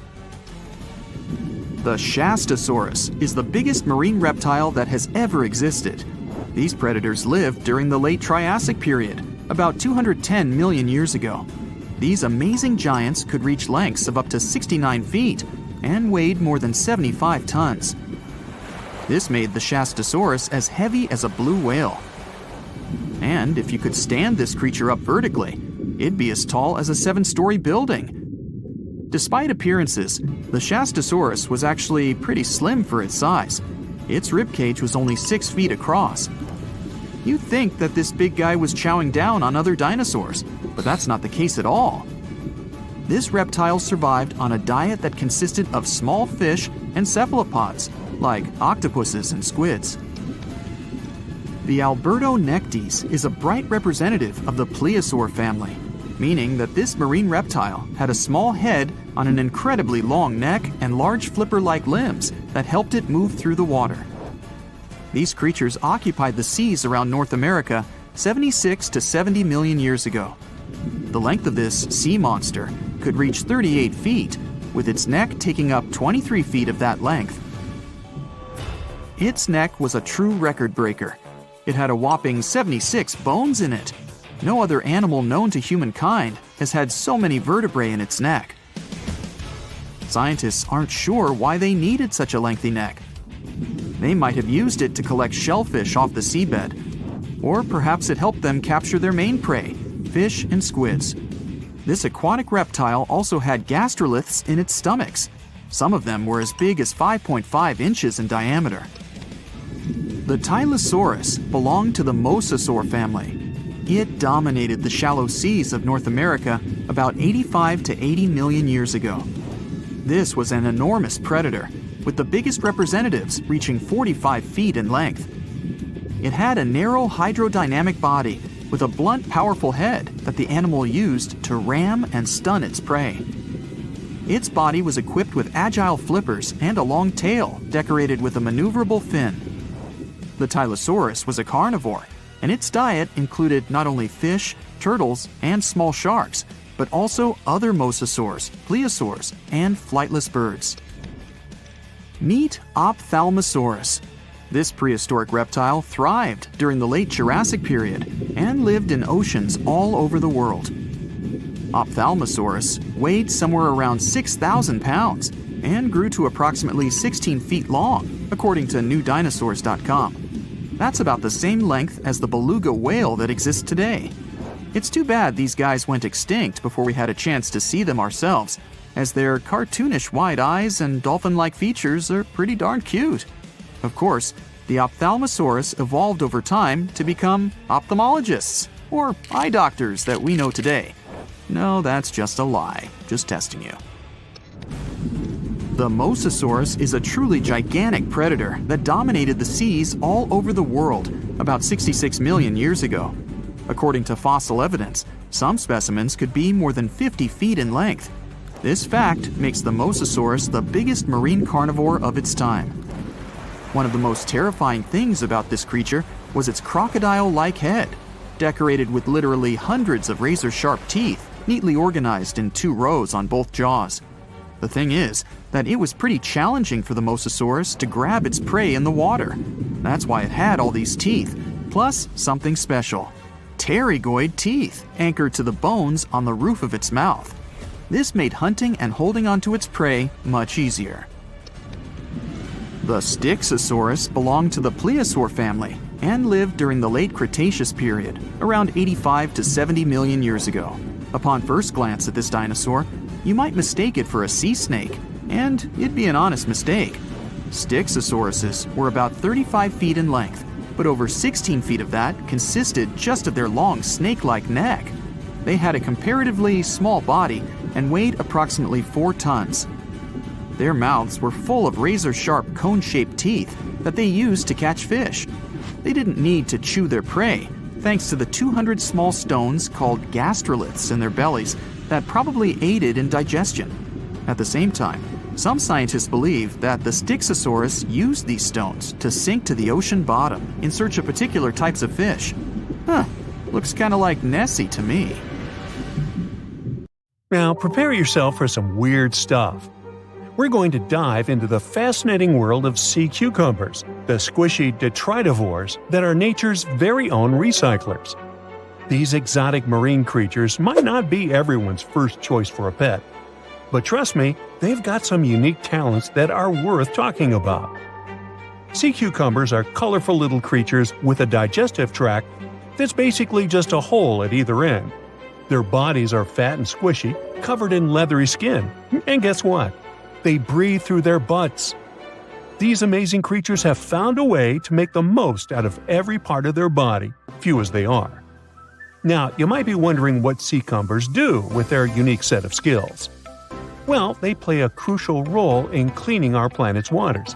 They munch on all the debris found on the seabed and break it down internally, removing all the bad stuff in the process. It's like having little vacuums cleaning up the ocean floor. Believe it or not, sea cucumbers are in high demand in the kitchen too. They're harvested and traded in many countries. The Asian market, in particular, absolutely loves them. You can find them being sold cooked and dried under all sorts of fancy names. Or, if you prefer a more direct approach, you can just call them sea slugs. Now, here's the fun part. A dried sea cucumber can cost you up to a whopping $1,400 per pound. These squishy delicacies are truly worth their weight. But let's take a step back in time. The tradition of eating sea cucumbers goes way back, more than 1,000 years in Asia to be precise. And as demand for these curious creatures grew, so did the need to find them elsewhere. This led to overexploitation of local fisheries, causing sea cucumber stocks to diminish in many countries. Uh-oh, not good for our little sea cucumber friends. One of the most interesting examples of sea cucumbers is the pink see-through Fantasia.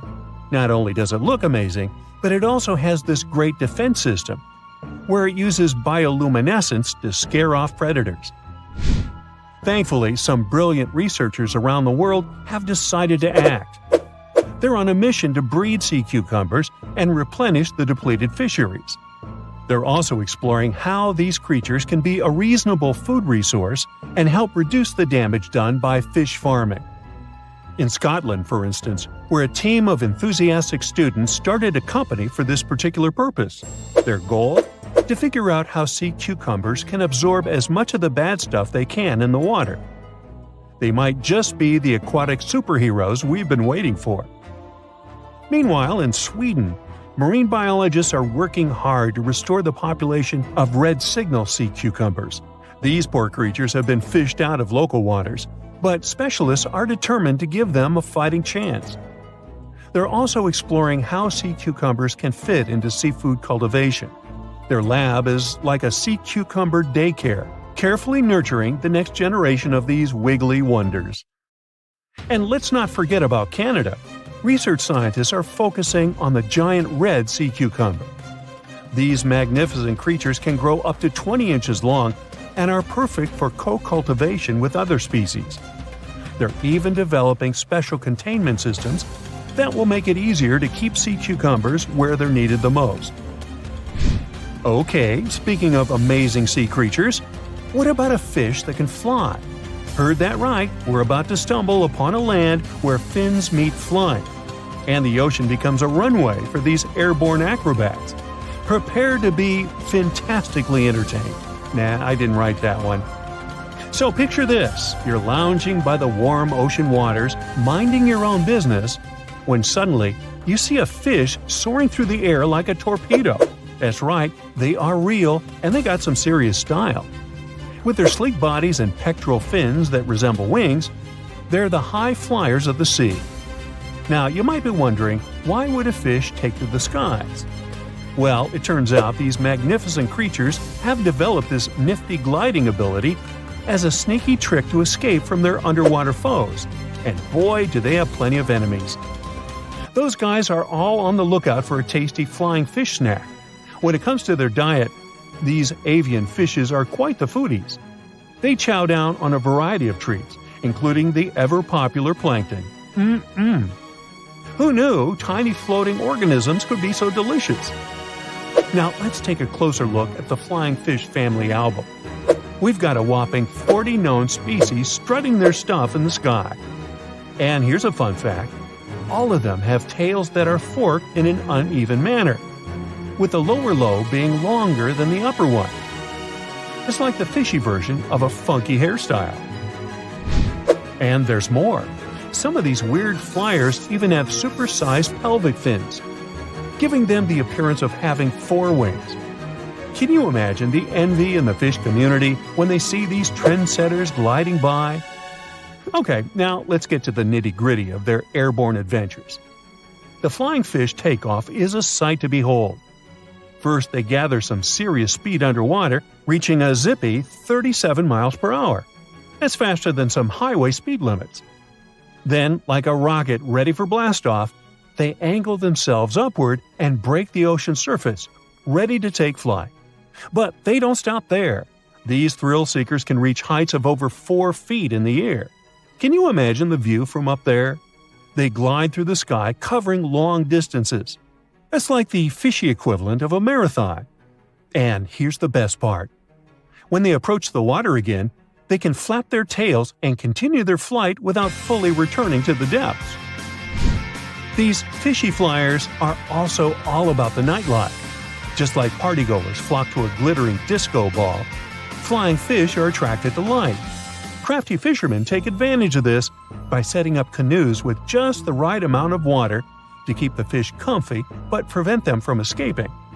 Then they add a luring light to the scene, and before you know it, flying fish are caught left and right, supplying a bountiful catch for those lucky fishermen.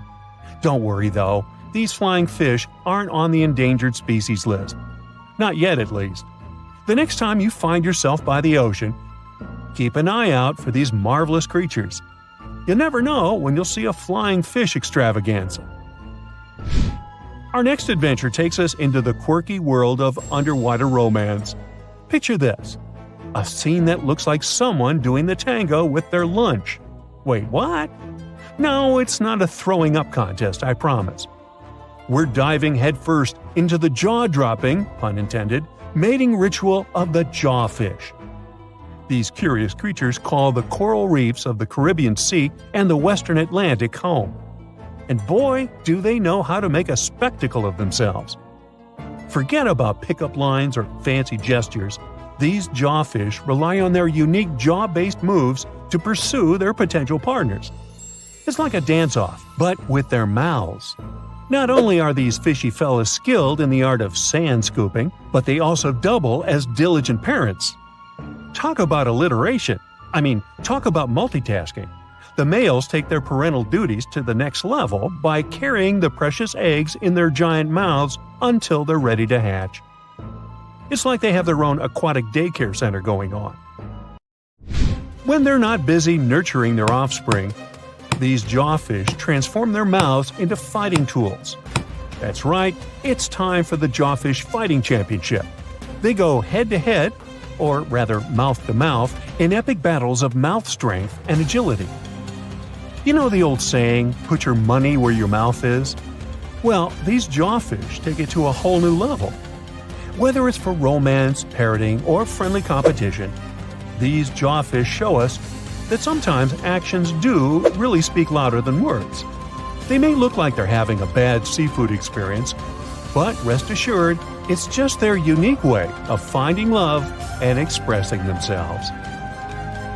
Lions, dogs, cats, all these mammals sleep in pretty comfortable positions. But not whales. They look like giant floating loaves of bread, which is a scene one diver accidentally came across in the Caribbean Sea. 6 whales were just standing upright with their tails pointed down at a depth of about 65 feet below the surface. Scientists discovered that when sperm whales take a nap, they stay in this position for 10 to 15 minutes. They don't move or breathe. But these creatures spend only 7% of their time asleep, far less than other mammals. Usually, they either rest peacefully in the water or relax, slowly swimming next to other marine animals. When they're moving and sleeping at the same time, they're actually taking a nap. These animals can't go too deep and need to stay close to the surface. Great white sharks sleep and hunt at greater depths, which means one less thing to worry about when taking a quick nap. Plus, it gets pretty cold the deeper you go, and whales need warmer environments that can help them maintain the temperature of their large bodies. When alone, dolphins enter a stage of deep sleep. It usually happens at night and lasts for only a few hours at a time. While sleeping, the animal floats at the surface. It shuts down half of its brain, I can relate, together with the opposite eye. The other half is at a low alert level, awake and ready to react if some unwanted visitor comes closer. The part of the brain that is awake also sends signals when it's time to go up to the surface to take a breath of fresh air. Marine mammals have the blowhole. That's a flap of skin they can open and close whenever they want. People breathe automatically. Your body knows what it needs to do even when you're sleeping. But whales and dolphins have a voluntary breathing system. It means they need to consciously go to the surface to get some air. And one part of their brain needs to always be awake to inform the animal it's time to go up. Whales and dolphins can hold their breath way longer than other species. They also have a higher tolerance for carbon dioxide and can take in more air. Their red blood cells store more oxygen too. Whales and dolphins' blood goes only to those body parts that really need oxygen. If a whale only uses its brain, heart, fins, and some other muscles needed for swimming at the moment, those will also be the only body parts that will get the oxygen. Digestion or other functions can wait. The ocean is not a place where you can relax and peacefully fall asleep. While sleeping, fish reduce their activity. Their metabolism becomes slow. Some of them keep floating in the same spot. Others find a safer place among corals or in the mud. Early in life, dolphins learn to make a unique whistle that helps others from their pod to identify them. That means these specific whistles are their names, and dolphins do respond to them. Clams have feet. It looks like a large tongue that sometimes protrudes from the shell, but that's actually the foot, and it's relatively long compared to the length of the animal. Clams use this limb to dig themselves in the sand.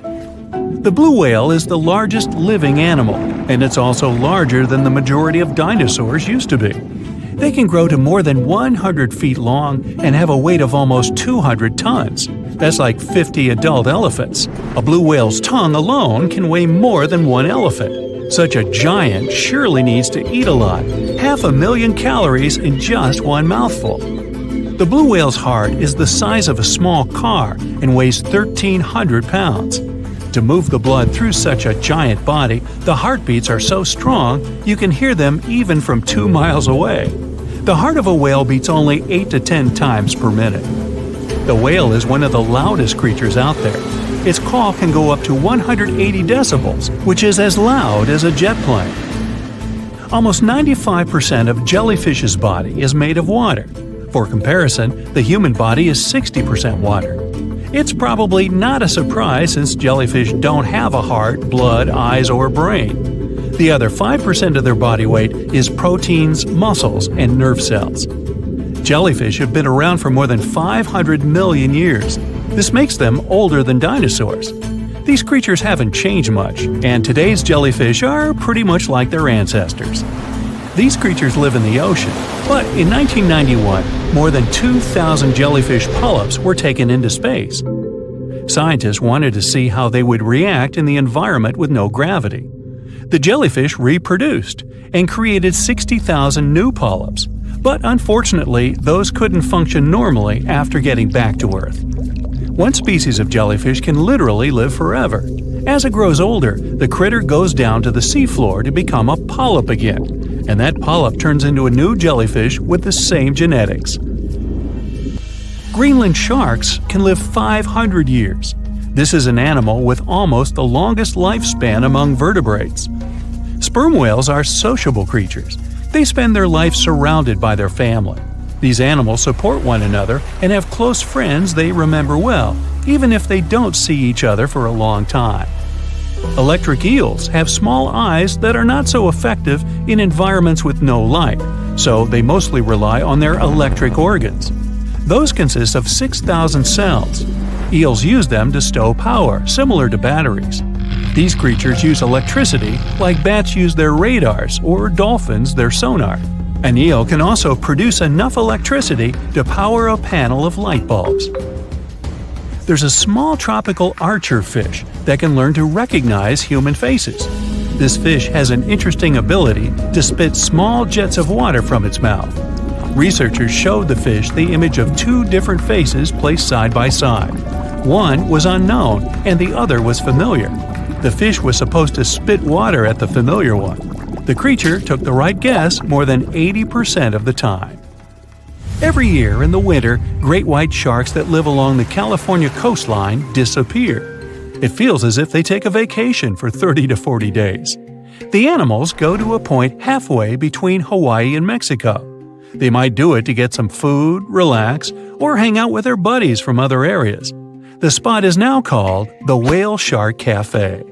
Some types of sharks, like makos, whale sharks, or white sharks, breathe in a very specific way.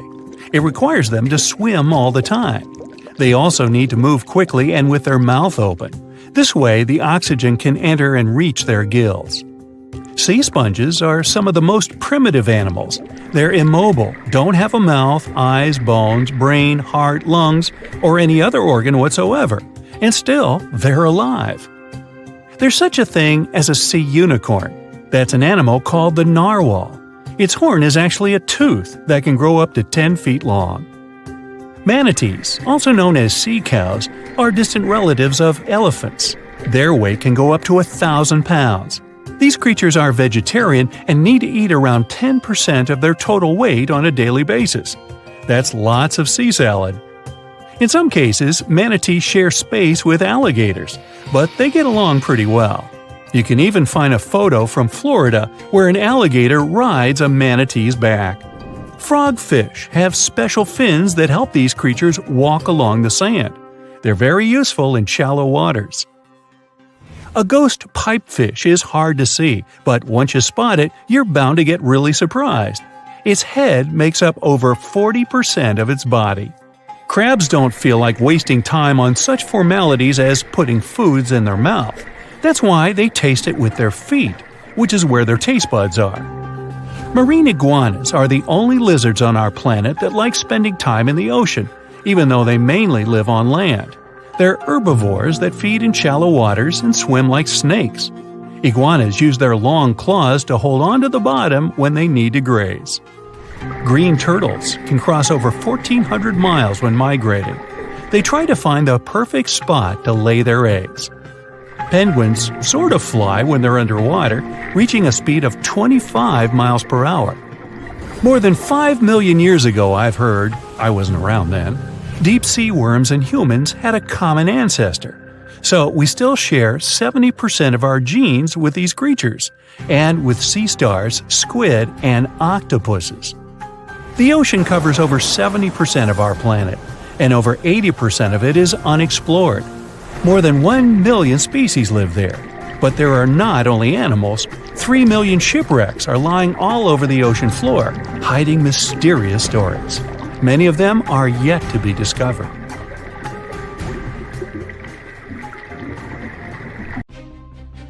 "450 million years ago, no, I wasn't around then, the sea level was higher, coral reefs started to form, the climate on our planet was stable and warm, not even dinosaurs were around yet. The time when bony and jawed fish we know as sharks appeared. They've been dominating the oceans and making other marine creatures flee in fear ever since. Many of them, like great white sharks, have evolved and adjusted to life in the open ocean as hunters with a pretty high position in the food chain. They're less diverse today than before. One of the reasons is the asteroid strike from the age of dinosaurs. After it reduced the number of shark species, only smaller and deep-water kinds that ate primarily fish survived. They started getting bigger over time. Near the surface, sharks such as makos or great white ones develop faster movements and are somewhat between gray and blue to blend in with their surroundings.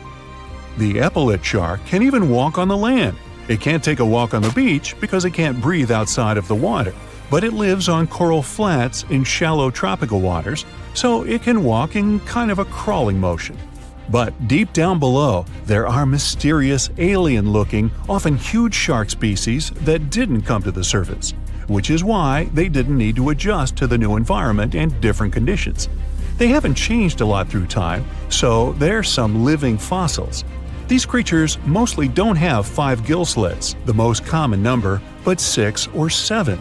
It's because there's less oxygen the deeper you go in the ocean, so they need more gill slits. Sharks on the surface evolved to have fewer gill slits. 6-gill sharks are the most primitive sharks we have today. Their skeletons are like those of ancient extinct sharks, and they can survive only in very deep waters. Like cats, sharks have a layer of reflective cells placed inside their eyes, which helps them see better in the dark, deep sea or cloudy waters.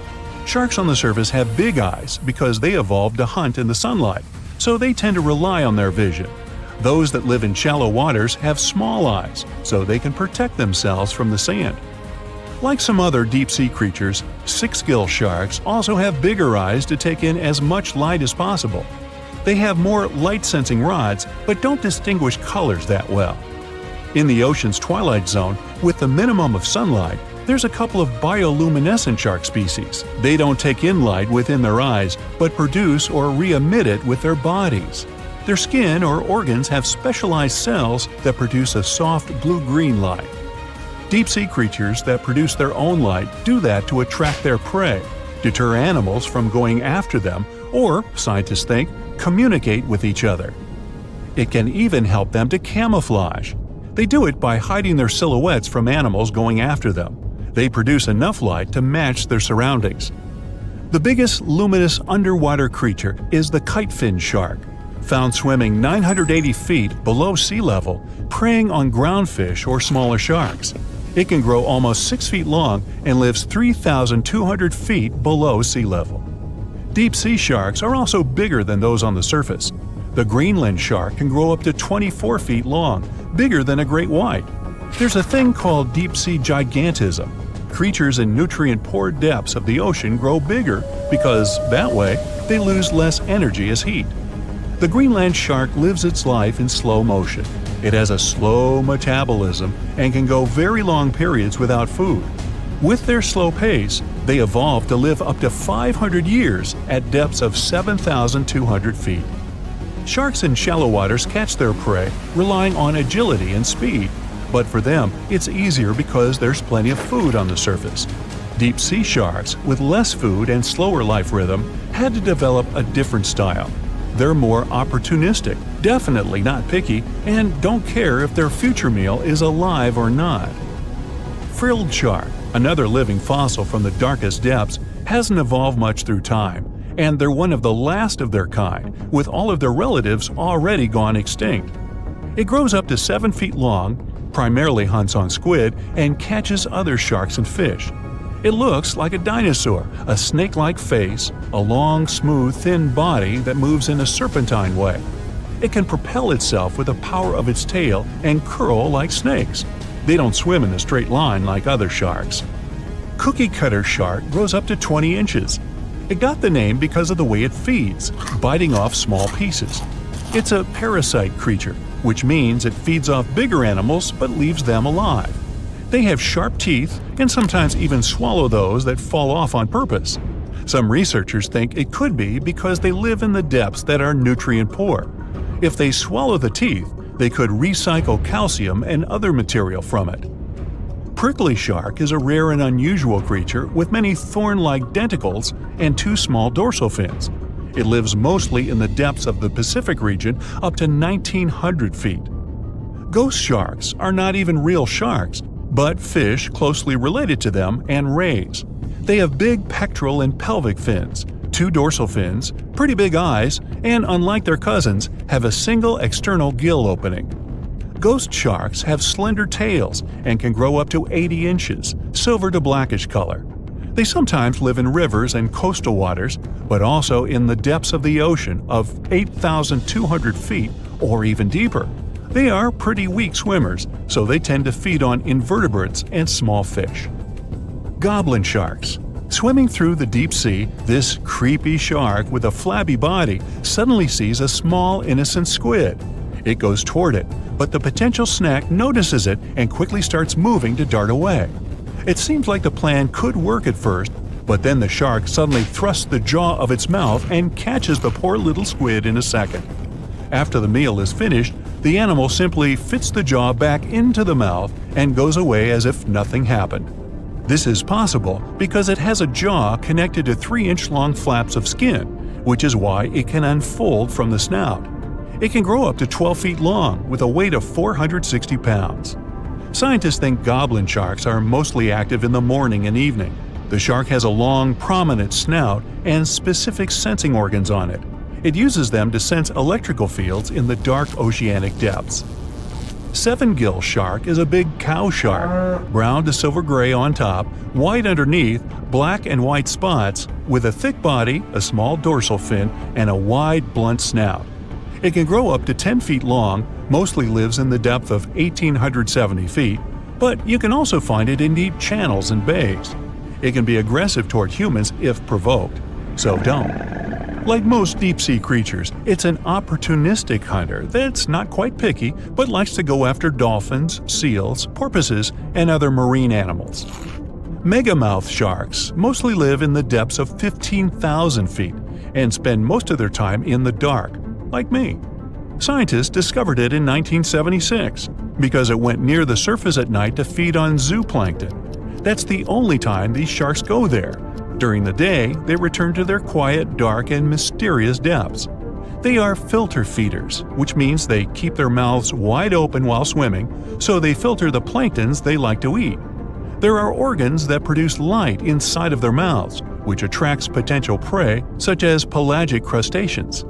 These sharks live in the deep parts of the ocean, but you can rarely find them below almost 2 miles.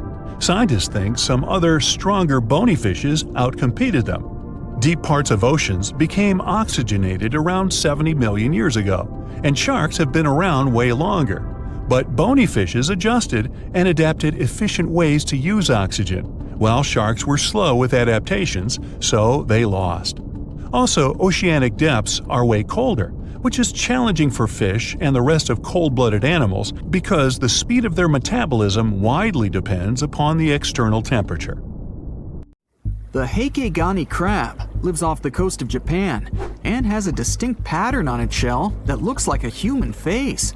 More specifically, the face of an angry samurai, hence the nickname the samurai crab. The scarlet-striped cleaning shrimp is a natural hitchhiker. It stands on the sea floor and waves its long antennae for fish and sea animals to go down and pick it up. Then it pays for the ride by cleaning the host from bacteria and plankton. Sea salps are often confused with jellyfish, although they're closer to Portuguese man-o'-war. They're very quick to mature, growing from newborns to adults in less than 48 hours. The Galapagos Islands are legendary.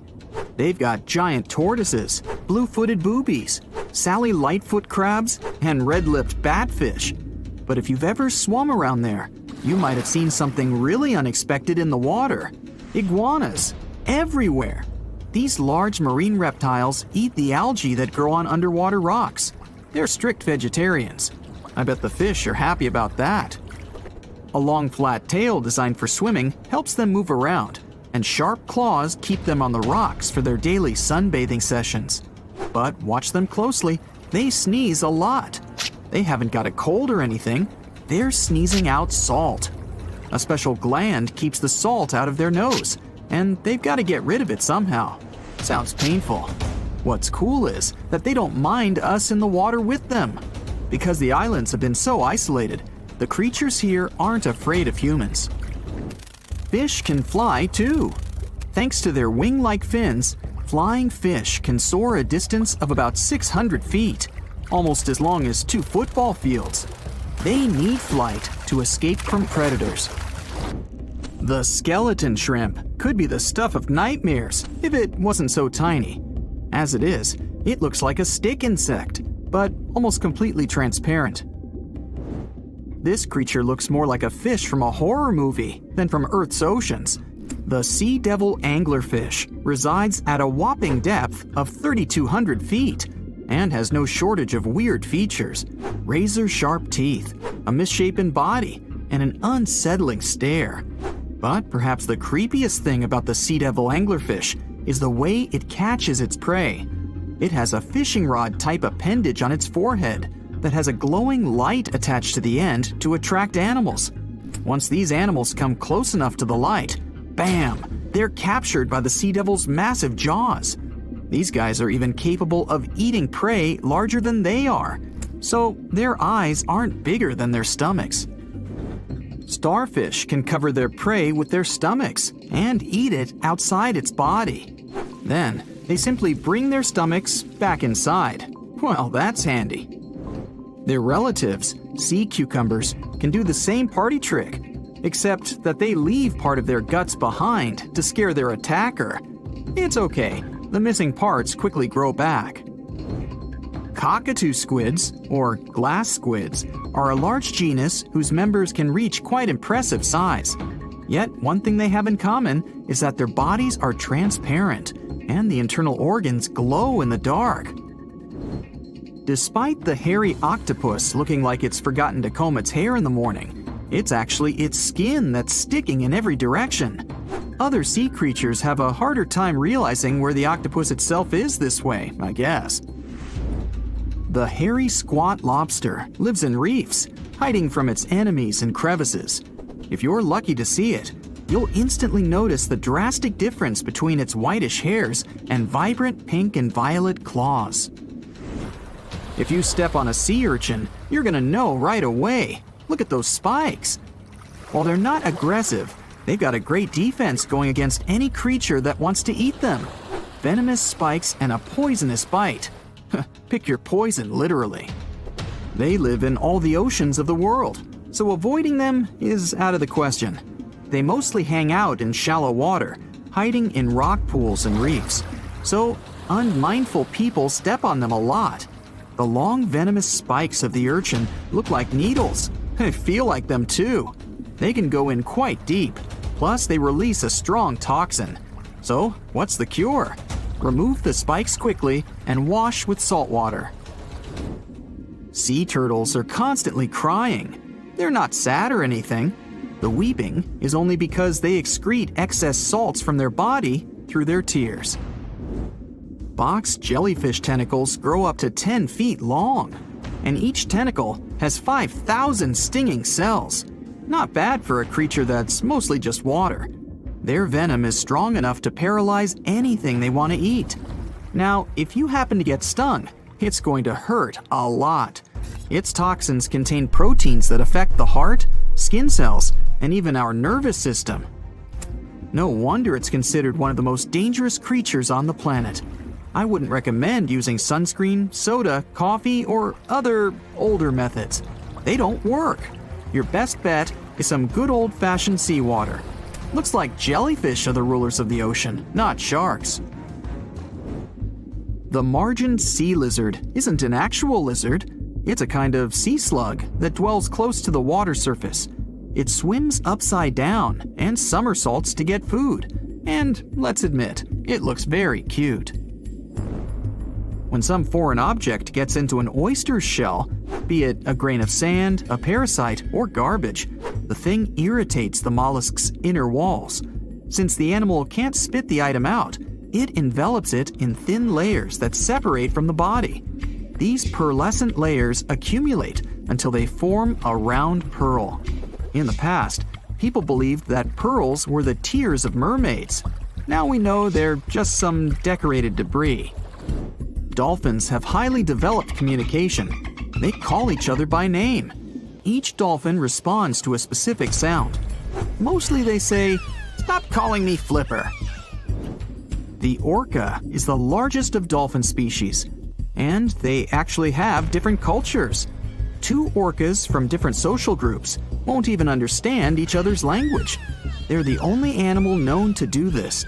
I wonder if they developed any Google Translate for dolphins. The banded shrimp, or banded boxing shrimp, was really aptly named. It's got bands of color all over its body, and always stands in a boxer-like, ready-to-strike pose. The brown-lined paper bubble is another sea slug, and it definitely looks like one. It's got a special ability, though. It can quickly burrow holes in the sea floor, hiding from enemies inside them. The snakefish, as the name implies, looks a lot like a snake, but it has a very distinctive feature. It can walk on its fins. Thanks to this peculiarity, it easily crawls from one waterbed to another, choosing habitats more to its liking. On the way, a snakefish can get hungry, for sure, so it often munches on small birds and rodents. It can grow quite big, though, and hunt even larger animals. How much weirder can it get than to walk through the woods and suddenly see a huge and toothy fish stalking some rabbit? The alligator snapping turtle catches its prey by going fishing. Its tongue looks like a worm, and the turtle waits with its mouth wide open at the bottom of a stream, lake, or pond until some unsuspecting fish takes the bait. Then, snap! The jaws come together faster than the blink of an eye, and dinner is served. The mossy jellyfish is normally invisible in the dark abyss where it dwells, but when exposed to light, it will reflect it and shine beautifully. The black swallower might be small, but make no mistake, it could easily gulp down your favorite puppy. It can open its mouth extremely wide, allowing it to swallow prey twice its size. The African tigerfish will eat whatever it finds, and given its own size and that of its monstrous teeth, you can imagine it finds a lot of food. It mostly feeds on other fish, but when nutrition is scarce, It can jump out of the water and catch both insects and small birds right in the middle of the flight. It's not so big as to eat a human, of course, but the name should warn you that it can easily take a bite out of your arm or leg. Your brain controls your arms and legs, but with an octopus, each arm is actually kind of independent with its own special brain, held together by a bigger central brain, kind of like the conductor of an orchestra. The central brain sends higher-level signals to each arm, saying things like, "Move to the left, there's a crab behind the corner," or "Touch this silly human's foot, let's mess with him a little bit." No matter how smart their arms and legs might be, an octopus still needs to look after them all the time. Hey, let's take a deep dive into ocean waters to see which of these creepy-looking animals are our friends. We're swimming in the tropical waters of Nanina-Balava Island near Fiji. Can you see those giant creatures the size of a Volkswagen Beetle? Those are manta rays. They've got a long whip-like tail and large flat diamond bodies. There are two species of manta rays, the reef manta ray and the giant manta ray. They belong to the same family as sharks, but they only have small teeth in their lower jaw. They feed on zooplankton, tiny fish, and crustaceans. Manta rays are social animals, and they like people. Once you let them come close to you, they'll swim around you to observe you. Don't chase them though, because they're super fast swimmers.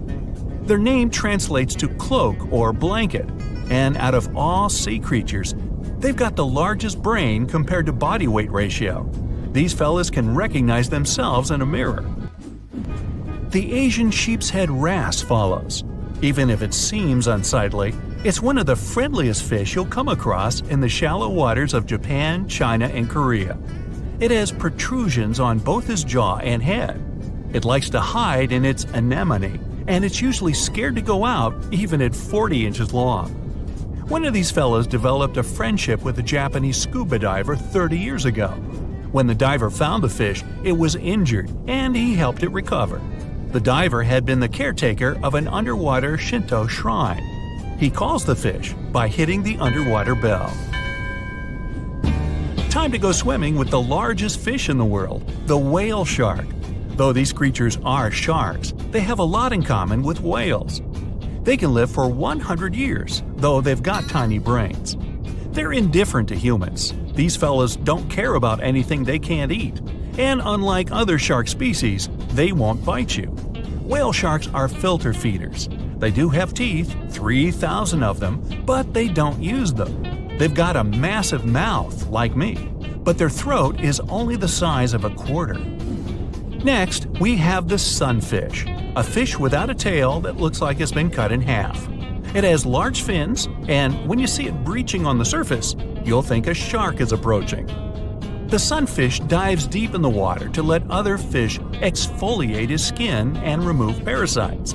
Once they're done, it returns to the surface to sunbathe. It's also a voracious eater. If it sees you in the waters, it'll likely approach you and observe you. Within a day, you'll be able to feed it from the palm of your hand. Time for the animal that looks like it's always smiling, the bottlenose dolphin. It's one of the most social sea creatures, and it travels in groups. It enjoys playing, hunting, raising calves, and helping out its community. Bottlenose dolphins are excellent swimmers with speeds reaching 19 miles per hour. They usually come up to the surface to breathe air through the blowhole on their head. These creatures are great communicators, and they send messages to each other. They use echolocation to navigate and find food. When they spot people, they become very friendly, so much that they let their guard down, and it makes them vulnerable to other sea creatures such as sharks. Heading to the Pacific coast, we'll come across some gray whales. Their skin is covered with parasites and other organisms that make their snouts look like rough pieces of rock. We gotta get on their nice side first. Gray whales can attack a large boat, a ship, or a vessel if they sense their calves are in danger. But generally, they're friendly and appear unbothered by rowing kayakers. In some cases, they'll approach small boats and allow humans to touch them, though you're required by law to keep your distance. If it wants to get closer, it will. If it feels threatened, it will act aggressively. Now, let me show you a fish with a tool on its head, the hammerhead shark. Their skull helps them with hunting. Their eyes are placed on the hammer's outer edges and gives them a 360-degree vertical view. But they've got a blind spot in front of their nose. Their heads are like metal detectors. Most of what they want is below the sand surface. So they lightly dip their heads in the sand and sweep up whatever is under there. You'll see them in temperate and tropical waters, both near the shorelines and offshore. They usually move in groups. They're mostly harmless to humans and divers, but there have been a few occasions where they got aggressive. But before they do, they'll give you a bunch of warning signs, and divers know how to handle them. Now, I'll show you something kind of smaller, the sea lion. These creatures are a bit tricky. They're playful, aggressive, arrogant, smart, and above all, curious.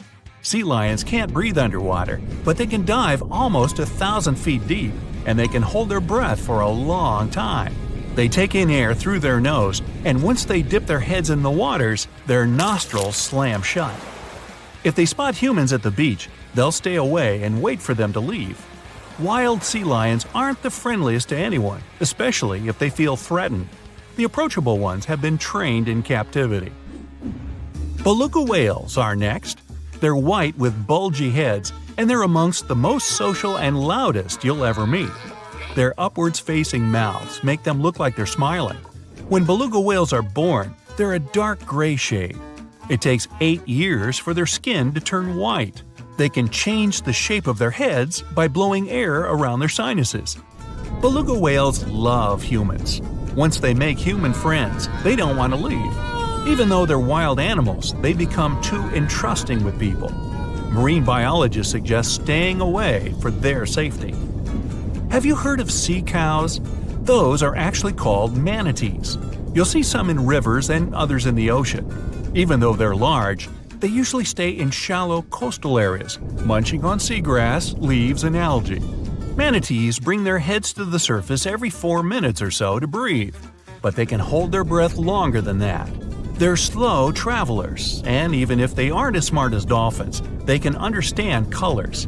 These fellas are gentle giants, and they like to approach humans searching for warmth.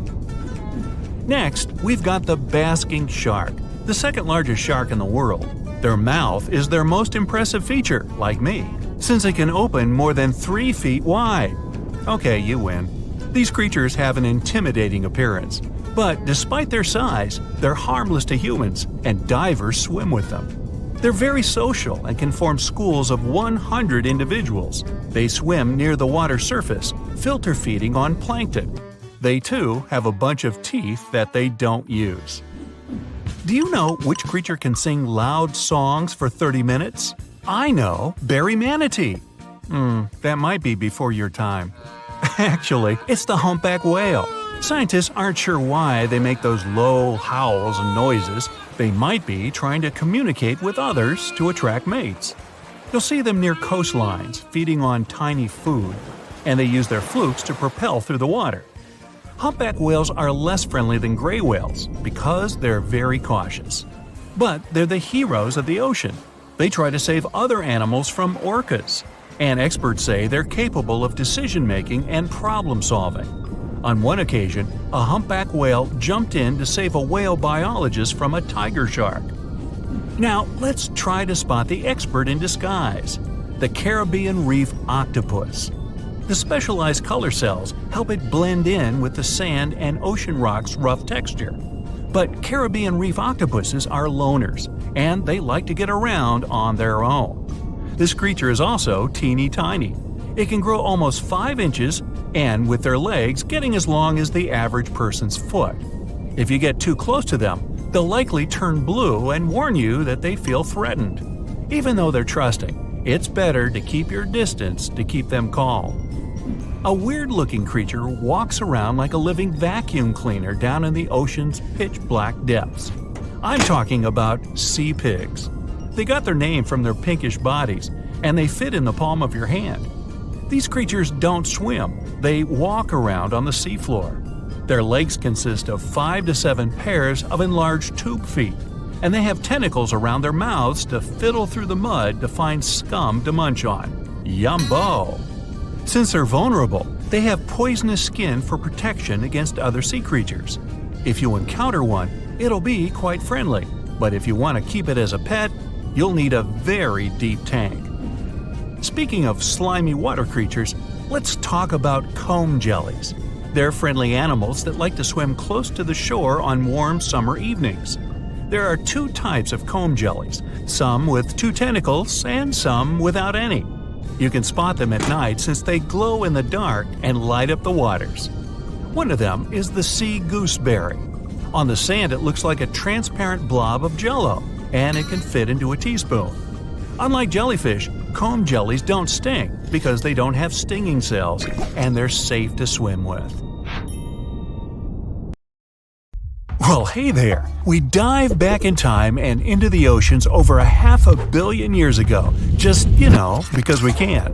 Whoa! Watch out! It's not Megalodon or giant sea reptiles you need to look out for here. It's a bizarre, unearthly-looking creature called Anomalocaris. The name means unlike any other shrimp, and I think you'll agree, it looks like a nightmarish cross between a shrimp and a modern-day centipede. 2 tentacles protruding from its face, each lined with razor-sharp teeth. Oh yeah, and this thing was about the size of your leg. With a wave-like movement of the flaps on each side of its body, it was graceful for a terrifying creature. It was also more advanced than any other life on this planet at the time. Especially those huge eyes. You have only one lens in each of yours. This giant shrimp had 16,000. That's 4 times more than a common housefly. And you know how good their vision is. Good enough to dodge that swatter every time. All this allowed Annie to become one of the first animals on this planet to feed on others. Yep, here it is. Earth's first hunter. Its favorite meal? Trilobites. Hey, try a bite. Those are the ancient ancestors of crabs. Some of their fossils have marks on them in the same shape as the monster shrimp's mouthparts. Terrors of the past like this got to be so giant thanks to more oxygen in the atmosphere. A perfect example of this, Meganeuropsis. Imagine a dragonfly. Now make it as big as a cat, and with a wingspan longer than your arm. Megan, the monster-sized dragonfly, could easily grab other insects or even small animals, and she ruled the air with quick movements.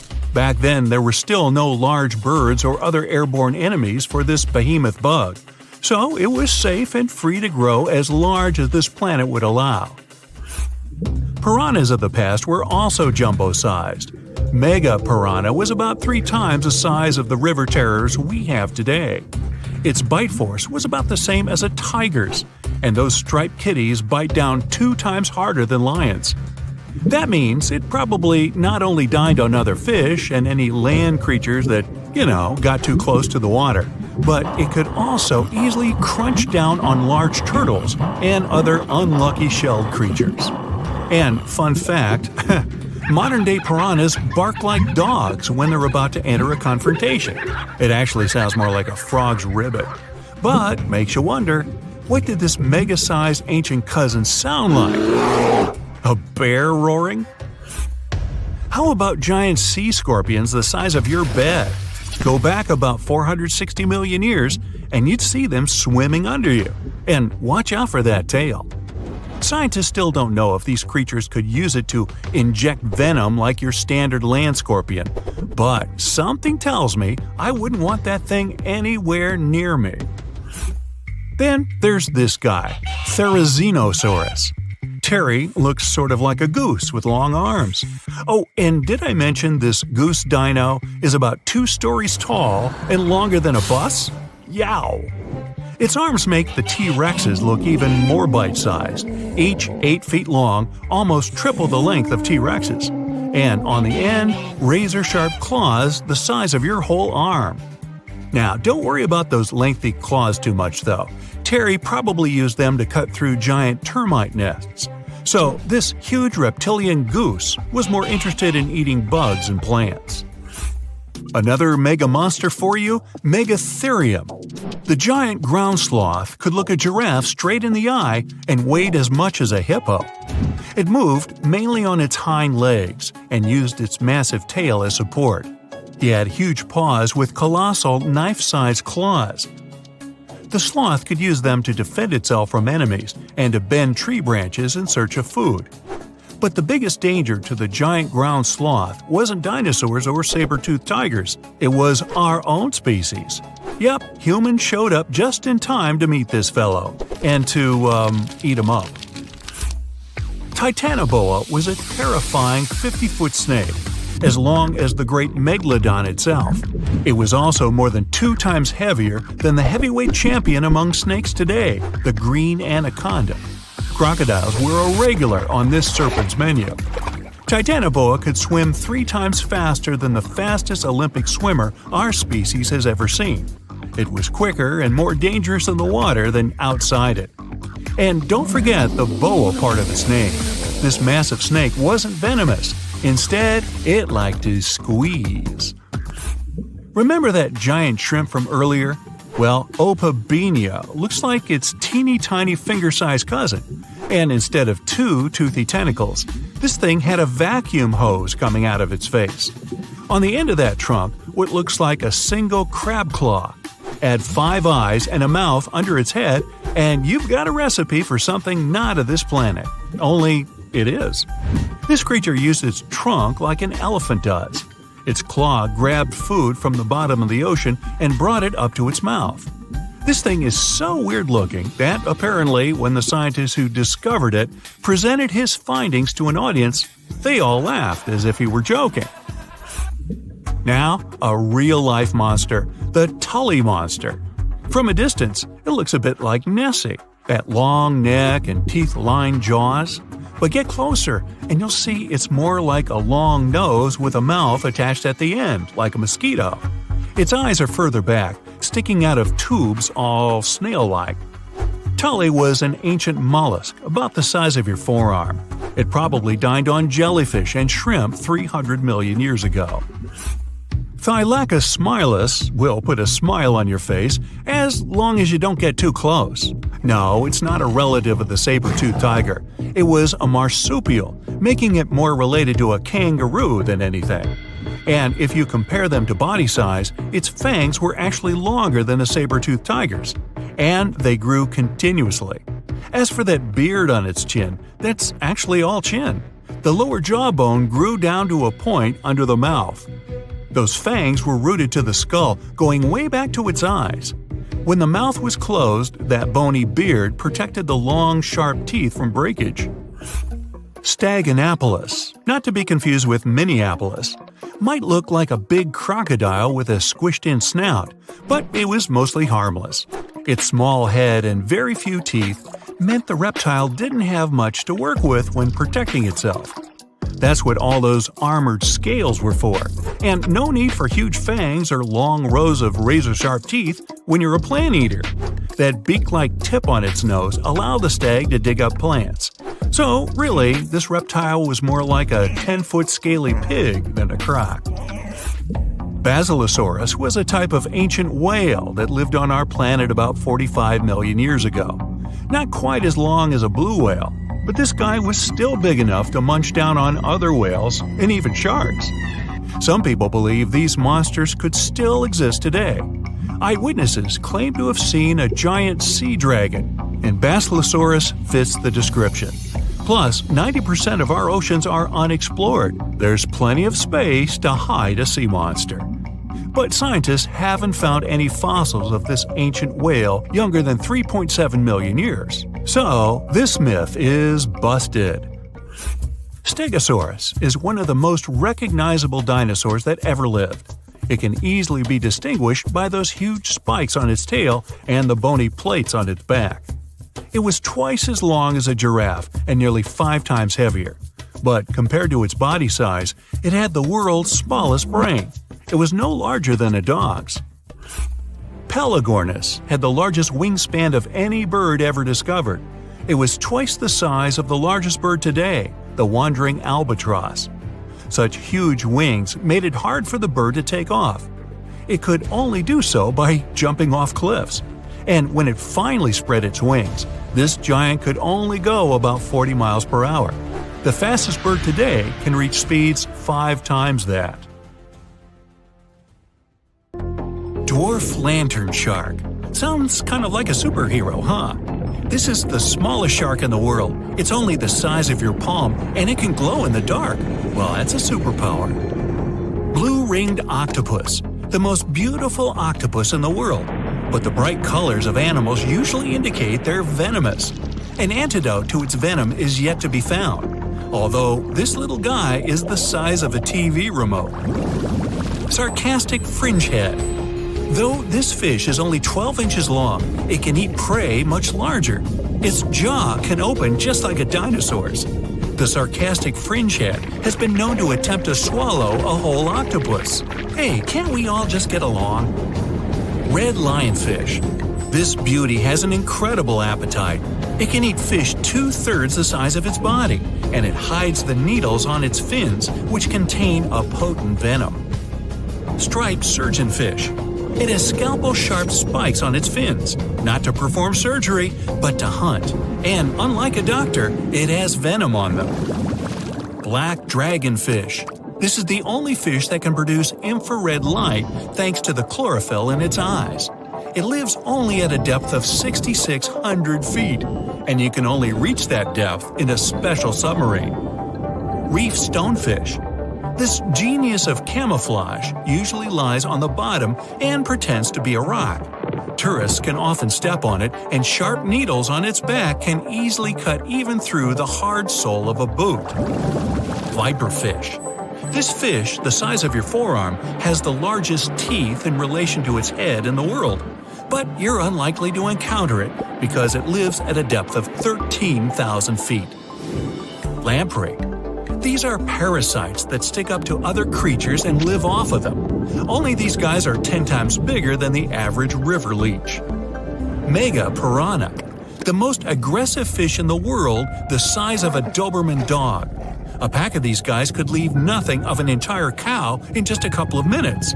Fortunately for all of us, they ceased to exist 8 million years ago. Whew! Black pacu. Pretty ordinary big fish until it opens its mouth. It has human-like teeth, and the richest black pacu even had golden dental crowns. Just kidding. Payara, the most dangerous freshwater resident. It can swallow prey half its size. Even piranhas fear this monster. Anglerfish. It has a fishing rod on its head. It's a bait that lures small fish right into the mouth of this hunter. Slender snipe eel. It's very long and flexible due to the number of vertebrae in its back.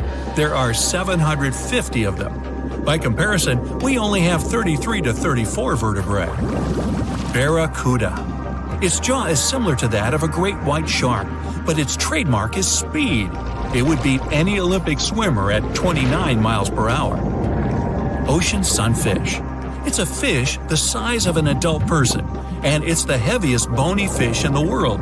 Although peaceful, thank goodness, they sometimes damage the bottoms of small fishing boats. Frilled shark. Its length would allow it to successfully play basketball. It hunts with the strategy of a snake. The shark bends its body and then makes a sharp dash forward, and it has 300 teeth. Plenty of frills there.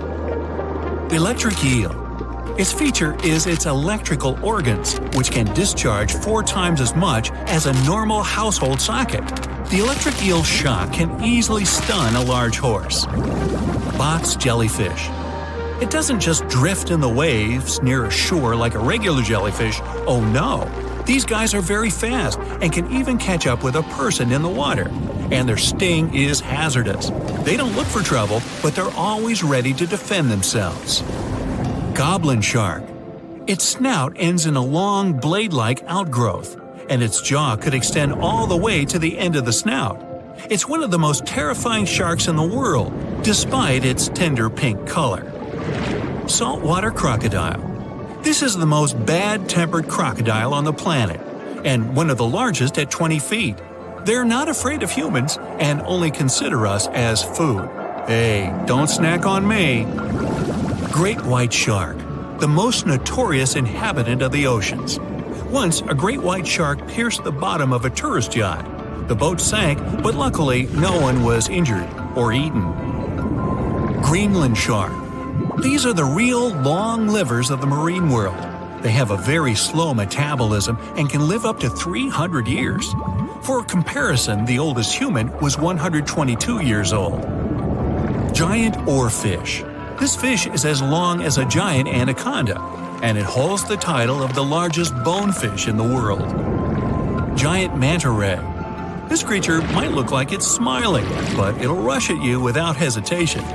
They reach up to 16 feet in diameter and have a very sharp spike with a neurotoxin. Great. Orca. They can swim at the speed of a car and are as big as a large minivan. And they're the only sea hunters that can jump out onto the coast and grab their prey there. Dunkleosteus. This guy was the size of a limousine. Although it had no teeth, it had bony plates that gave it one of the strongest bites among sea creatures. Camaraceris.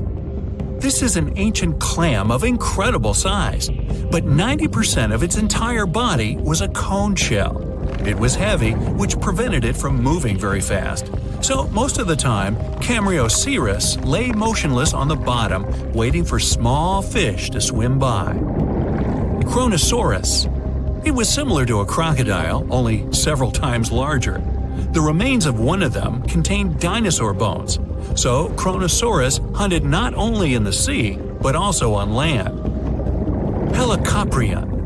One of the few species to survive the Triassic extinction event. It did so thanks to its high intelligence and a powerful fighting tool, the circular saw-shaped jaw on its nose. Elasmosaurus. Its appearance resembles a giraffe, only twice as big. And these guys were real travelers. They swallowed small rocks to grind their food. 300 rocks from all over the world were found in the remains of one of them. Colossal squid. It weighs as much as 2 polar bears and is 5 times as long as a human. They're extremely rare, but still exist far out in the cold waters of our planet. Humpback whale. Like ordinary whales, they feed on plankton and small fish, using their mouth as a huge net. They use their giant tail to stun large schools of fish. Mosasaurus. Aren't you impressed that I can say these Latin names? No? Oh well. The Mosasaurus were as big as a subway car and were the kings of the seas 66 million years ago. Their jaw and skull were snake-like, and they could swallow their prey whole. Today, we can still find their relatives, the monitor lizards. They monitor where you go. Not really. Melville's Leviathan. Now this guy had the biggest teeth ever known. They were basically as big as half your hand, and their appearance resembled something between an orca and a sperm whale. Leadsichthys. They were bigger than a school bus, but they weren't hunters. Their large size prevented them from being fast, so they fed mostly on plankton. Megalodon. Ooh, the most famous ancient sea creature. They were heavier than a tank or even a small house. Some people think they're still living in the deep waters of the ocean, but this, of course, is not true. Basilosaurus. Giant ancestors of modern whales. They had large lower limbs. Perhaps it's because they used to be land creatures, but in the course of evolution, they gradually moved into the water. Cachalot. Sounds like it should have been on a baseball team. They were almost as long as a basketball court. Their brains weighed 15 pounds. That's 7 times the weight of a human brain. Sei whale. Okay, whale. Actually, it's its name, not a command. One of the best swimmers of all whales. Sei whale could go up to 31 miles per hour and dive deeper than the height of the Empire State Building. Shastosaurus. Though only bones remain of this monster, calculations say it was as long as a tennis court or as a truck and trailer. Blue whale. The largest mammal to ever live on our planet. Its heart alone weighs as much as a big motorcycle, and its veins are as wide as a big pot. And these guys can sing songs. Lion's mane jellyfish. the world's largest jellyfish. It has a head 7 feet wide and tentacles as long as a 10-story building. Although they're not dangerous at all, people can still get tangled in their incredible tentacles like in a net. Portuguese man-o'-war. Although its head is very small, just like an ordinary jellyfish, its tentacles are as long as half a soccer field. And these things are venomous. They paralyze fish and anything caught in them, even people. So, stay away, huh? So, you're swimming 2 miles down at the bottom of the ocean. Don't ask me how, just play along. It's cold and the pressure is intense. No fish in sight. Then, you notice a green, shiny thing. It's a cookie-cutter shark.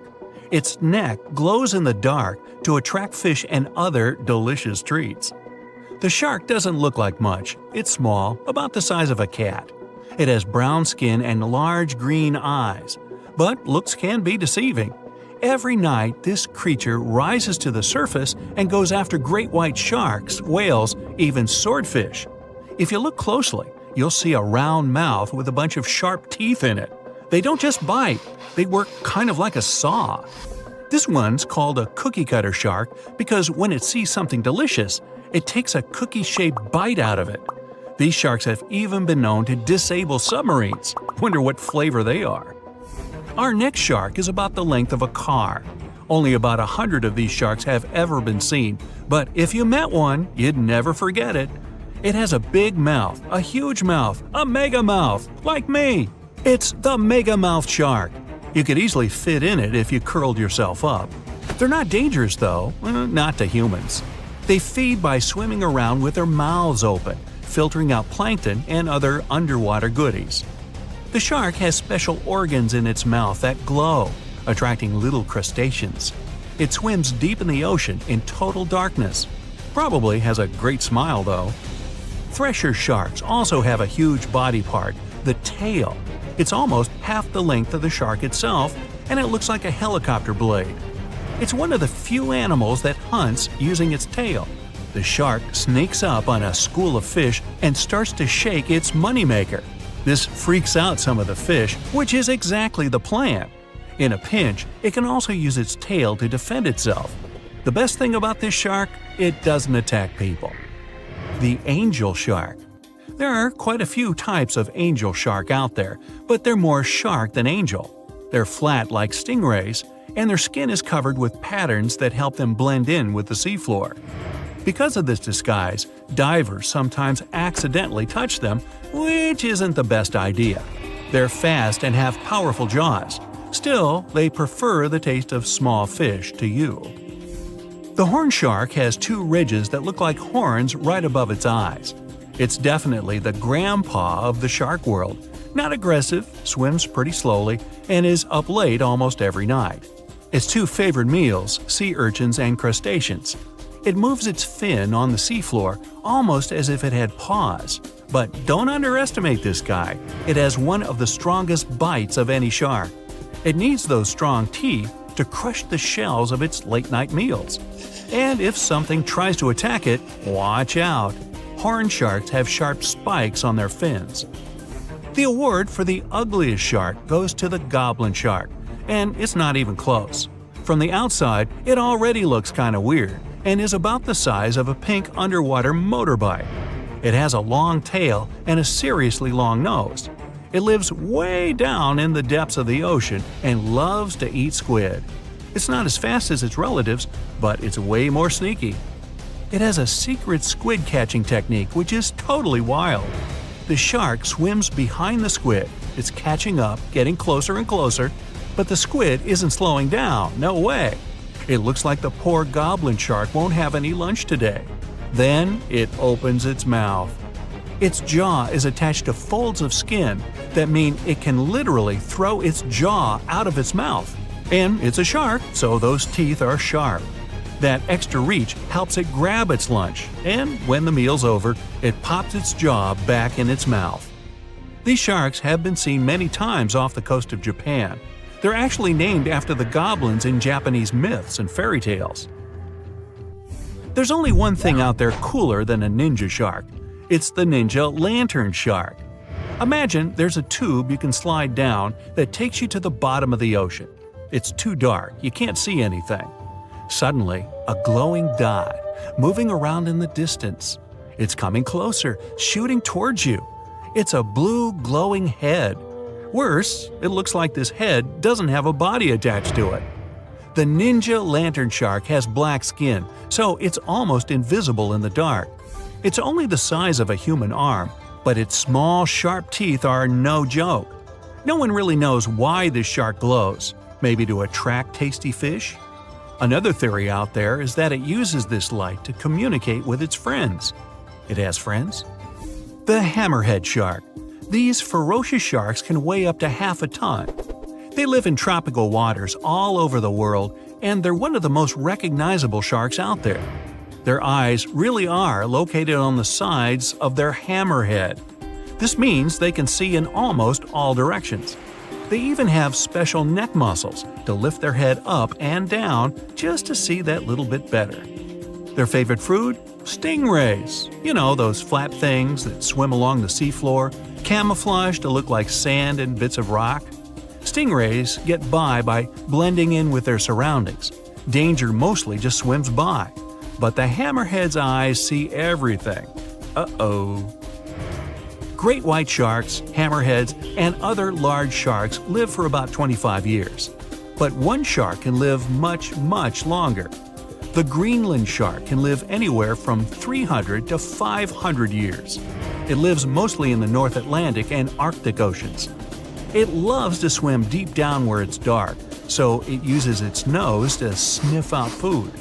Since it spends so much time down there, it's figured out how to withstand the strong pressure. It's one of the oldest living, largest, and slowest fish on Earth.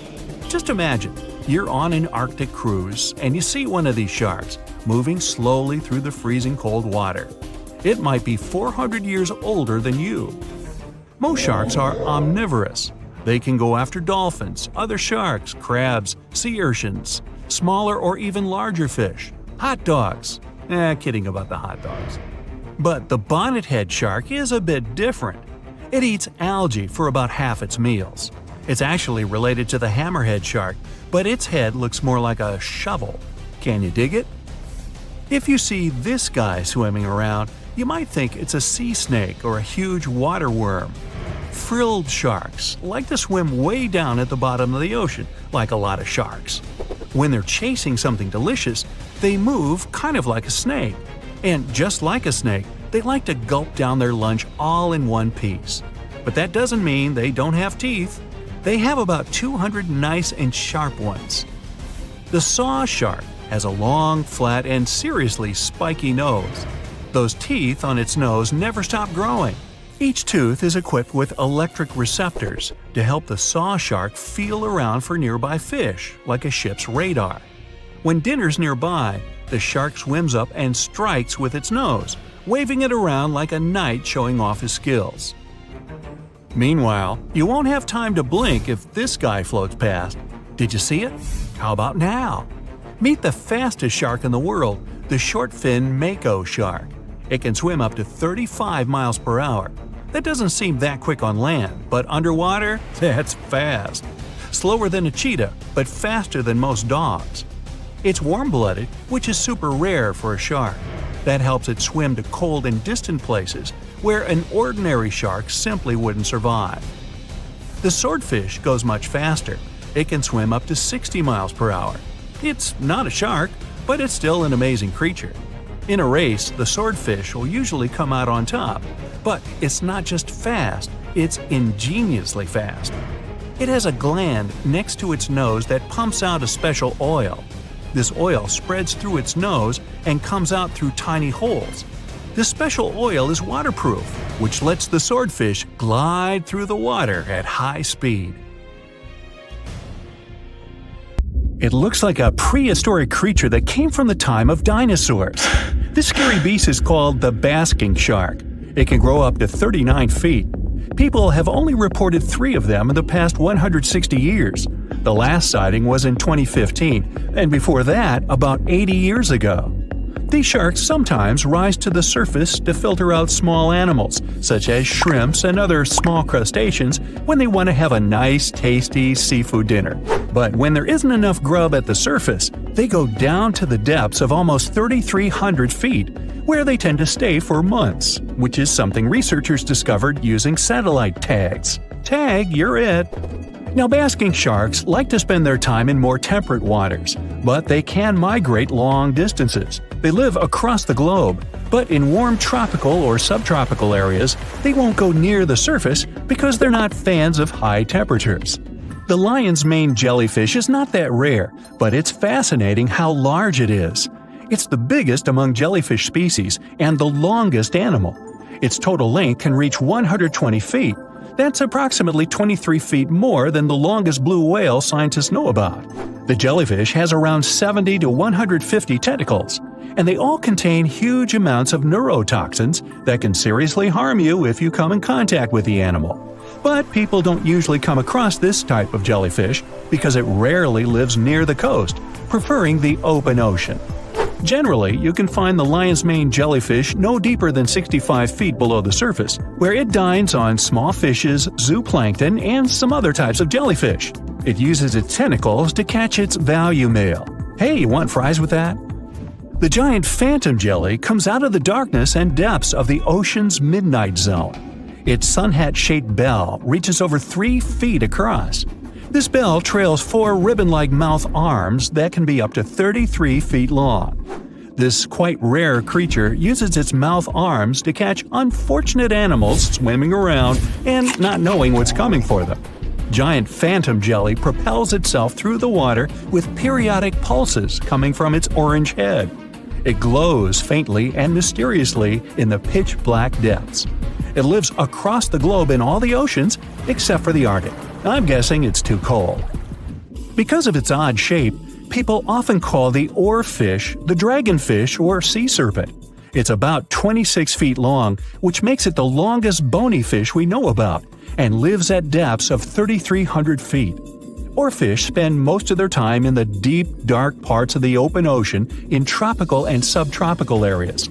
They almost never come to the surface, unless, invited.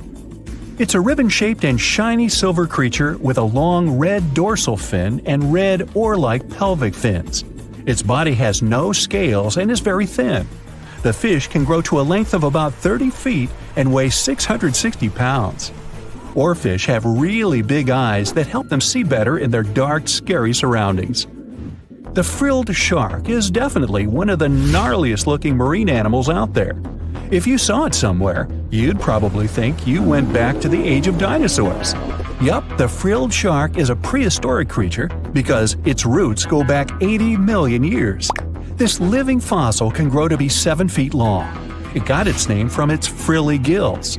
Even though frilled sharks have the shark part in their name, they swim similar to an eel in a distinctly serpentine way. Its mouth is terrifying.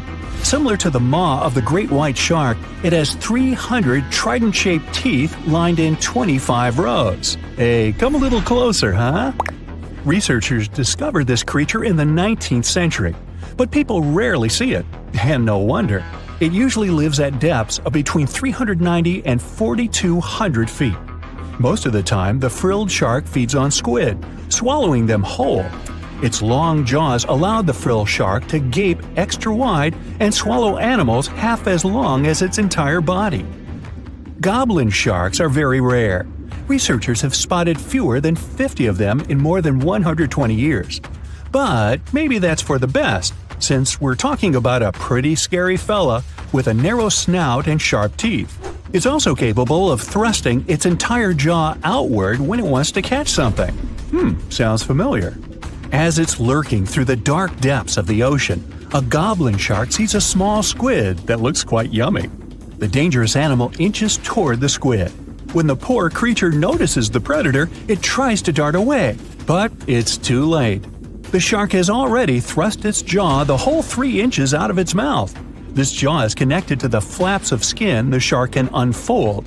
This helps a lot because the goblin shark is a sluggish animal, so it's pretty hard for it to chase its food. After finishing its lunch, the goblin shark puts its jaw back in its mouth and swims away as if nothing's happened. Goblin sharks mostly live at the bottom of the ocean. Like many other shark species, they prefer swimming alone. Here's a silver-colored creature with very rough skin. That's the ocean sunfish, with a total length of almost 11 feet. Its other name is mola. The ocean sunfish is the heaviest of all bony fish out there. People sometimes call it a swimming head because of its bizarre appearance. These creatures have such a weird shape because they're born with a back fin that never actually grows. It just folds into itself as the animal matures and creates a rounded rudder. The sunfish is a bit clumsy. It moves with the help of its mighty fins that allow the animal to swim on its side. This marine inhabitant is a solitary creature. It mostly feeds on zooplankton and jellyfish. The spotted wobong is one of the world's rarest sharks. It grows to be more than 10 feet long. It may not look as terrifying as some of its shark relatives, but it's pretty good at catching unsuspecting animals swimming past, mostly during the night. The animal has a spiracle, which is why it can breathe while staying still at the bottom of the ocean. It's motionless most of the time, which is why you can barely notice it. Its flat body and large pelvic and pectoral fins blend in with the underwater terrain. That's why they're so good at hiding. This ability helps when these sharks want to protect themselves too. Wobong means carpet shark. They usually live close to the ocean floor in coral reefs, on sandy bottoms, and under piers. People have even spotted the shark in the water that is barely deep enough to cover its flattened body. Now, blobfish lack teeth and bones, so they can't actively hunt. Since they don't have much muscle mass, they can barely move around. Hey, I had a roommate like that once. They get their energy from animals they scoop up from the seafloor. They also know how to conserve this energy. That's how it usually goes with deep-sea creatures. They don't have as much food as those animals that swim closer to the surface. Instead, they have special body mechanisms that allow them to save energy for the times when they don't have much to eat. Pressure at the depths where the blobfish lives is 120 times as high as that at the surface. That's why the bizarre creature looks like a weird gelatinous mass only when you bring it up to the surface. The pressure here is not strong enough to keep its body together. Hey, breaking up is hard to do. The white margin stargazer could compete with the blobfish for the title of the ugliest animal in the sea, don't you think? Now, this animal has eyes on the top of its head, together with an upward-facing mouth which the creature uses to hide itself in the sand. That's where it spends most of its time, with only its eyes protruding from the sand. It chills this way until some small animal passes by. It can lunge at its target incredibly quickly, literally within milliseconds. This creates a vacuum in the water that pulls in a crab, fish, or some other small, unfortunate animal. Another tactic involves venom. This fish has a venomous spine in its shoulder blade that helps with catching other animals and defending itself against enemies. Even though it's not related to the electric eel, the white margin stargazer can generate an electric shock as powerful as 50 volts. Ow! Now, if you step on a sea urchin, you're gonna know right away. Look at those spikes. Get the point? Ow! While they're not aggressive, they've got a great defense going against any creatures that want to eat them. Venomous spikes and a poisonous bite. Pick your poison, literally. They live in all of the oceans of the world, so avoiding them is out of the question. They mostly hang out in shallow water, hiding in rock pools and reefs, so unmindful people step on them a lot. The long venomous spikes of the urchin look like needles. Feel like them too. They can go in quite deep, plus they release a strong toxin. The cure? Remove the spikes quickly and wash with salt water. One small marine mammal just loves sea urchins. Any guesses? It's the sea otter. Don't let its cuteness get in the way of its toughness. These mammals rarely leave the water, and that even includes taking naps. Holding hands with other otters keeps them from floating away from the pack. Their fur is the densest on the planet, up to 1 million hairs per square inch. Hey, we humans only have about 2,000. They're also good with tools. They can use rocks to hammer open shells. Hey, how else would you open a sea urchin? You ought to try it sometime. Stonefish aren't going to win any beauty contest unless the pageant is for Best Rock Look-alike. Their tiny unreflective eyes and rough skin blend in perfectly with their environment. A large head, an even bigger mouth, and a home full of, it's rocks. And just because you're on the beach doesn't mean you're safe. Stonefish can survive for 24 hours out of the water. Stepping on one or even handling one won't be that fun. Their dorsal fin spines have extremely strong venom. It shoots out when they get stepped on, and it can lead to paralysis or even heart failure. You'll need help fast. No wonder they're one of the most dangerous creatures in the water or anywhere. Be careful when scrambling around rocky areas. They love to play hide and seek. Box jellyfish tentacles grow up to 10 feet long, and each tentacle has 5,000 stinging cells. Not bad for a creature that's mostly just water. Their venom is strong enough to paralyze anything they want to eat. Now, if you happen to get stung, it's going to hurt. A lot! Its toxins contain proteins that affect the heart, skin cells, and even our nervous system. No wonder it's considered one of the most dangerous creatures on the planet. I wouldn't recommend using sunscreen, soda, coffee, or other older methods. They don't work. Your best bet is some good old-fashioned seawater. Looks like jellyfish are the rulers of the ocean, not sharks. Hey, look around your local rock pool. You might see this sweet little octopus. It's tiny and has blue rings. Cute. But don't fall for it now. This octopus wouldn't make a good pet. When provoked, the octopus will start flashing neon blue to warn everyone to stay away. And I highly recommend you do just that. Their venom is 1,000 times more dangerous than cyanide. There's also no known antidote for it. The best thing to do? Take a quick picture and walk away. Better yet, just walk away. Now, not even the octopuses are normal down under. I'll stick with my shrimp on the Barbie, mate. Do you see that large log near the ocean floor? Maybe it's part of an old ship, a treasure, gold, diamonds. Hey, I'm rich! As you get closer, you notice something. It's swimming. It's not a shark or a dolphin. It's a saltwater crocodile. Now, don't panic. If you bump into one of these reptiles in the sea, it's unlikely it'll think of you as food. Crocodiles have a special valve in their throat that stops them from drowning underwater, but that doesn't mean they can't bite. Usually they're heading to a nearby island, and the quickest way there is to body surf. They can't really take the ferry. Watching one from a distance should be okay, just don't swim to shore right away. They love to ambush their lunch in the shallow water. If there's one time I'd like to see a great white shark, it's when I'm diving with crocodiles. They'll gladly take a crocodile-sized nibble, given the right motivation. Going out on a boat off the coast of Mexico sounds like the perfect vacation. The sun, the blue water, the most endangered sea creature? Wait, what? The vaquita isn't dangerous, but don't expect it to stick around to say hello or sign any autographs.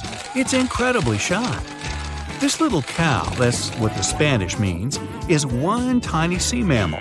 With those black markings around its eyes, it looks more like a sea panda to me. Seeing one should make you feel very special. They're on the brink of extinction, mostly because they get caught up by accident in fishing nets. It's estimated that there are only 10 left in the wild. The Galapagos Islands are legendary. Giant tortoises, blue-footed bobbies, Sally Lightfoot crabs, and red-lipped batfish. But if you've ever swum around there, you might have seen something really unexpected in the water. Iguanas everywhere! These large marine reptiles eat the algae that grow on underwater rocks. They're strictly vegetarians. Yeah, I'll bet the fish are happy about that. A long, flat tail designed for swimming helps them move around, and sharp claws keep them on the rocks for their daily sunbathing sessions. But watch them closely. They sneeze a lot. They haven't got a cold or anything. They're sneezing out salt. A special gland keeps the salt out of their nose, and they've got to get rid of it somehow. Ooh, sounds painful. What's cool is that they don't mind us in the water with them. Because the islands have been so isolated, the creatures here aren't afraid of humans. Now, if picking up shells on the beach is something you like doing, make sure the shell you collect doesn't already have an owner. Snails are everywhere in this world, and they're mostly harmless to the touch. But there's always one, ruining it for everybody. Trust me, the cone snail is nothing like its land-based brothers. It's not vegetarian. There are over 500 species of this venomous sea creature, with a few that can really hurt you. These little snails are extremely vicious. They inject their venom through a harpoon-like tooth, and they don't even floss. They're capable of paralysis, blindness, lung failure, and even worse. Best give some respect to your backyard snails. You don't want them calling this thing in as a backup. Want to high-five a sea creature? Well, put your hand, up for the Tasmanian red handfish. This fish doesn't swim like a fish, it walks. It uses its flipper-like hands to stroll around on the ocean floor. These bottom walkers are disturbed by swimmers and boats a lot. Some people even want to take them home as pets. I think it's better to just give them a wave and swim on by. If you think starfish love getting their photo taken, does that mean you can communicate with starfish? If you could, this one would ask you to leave it alone. It's always grumpy. Unlike its washed-up relatives on the seashore, the crown-of-thorns starfish is large and dangerous. These creatures occur naturally on coral, like the Great Barrier Reef. Their venom's terrifying, even for humans. This sea creature is covered in poisonous spines that cause intense and immediate pain. It can last longer than 3 hours. So, what happens if you rub one of these things the wrong way? Nausea and vomiting. Not exactly ideal for getting that perfect Instagram pic. Pufferfish may look small and cute, but handle them wrong and it's game over. They're a huge hit at underwater birthday parties the world over. They can turn themselves into balloons. Funnily enough, not all pufferfish are venomous with sharp spikes. Some are smooth and adorable. But the nasty ones have a highly toxic substance inside their body. Which is weird, because you could pay up to $50 for it at a restaurant. You ever heard of the Japanese delicacy fugu? It's venomous pufferfish on a plate. Young chefs spend years training to prepare it. But one wrong cut, and you can bet that customer won't be coming back. Ever. Sharks are the only animal immune to pufferfish toxin.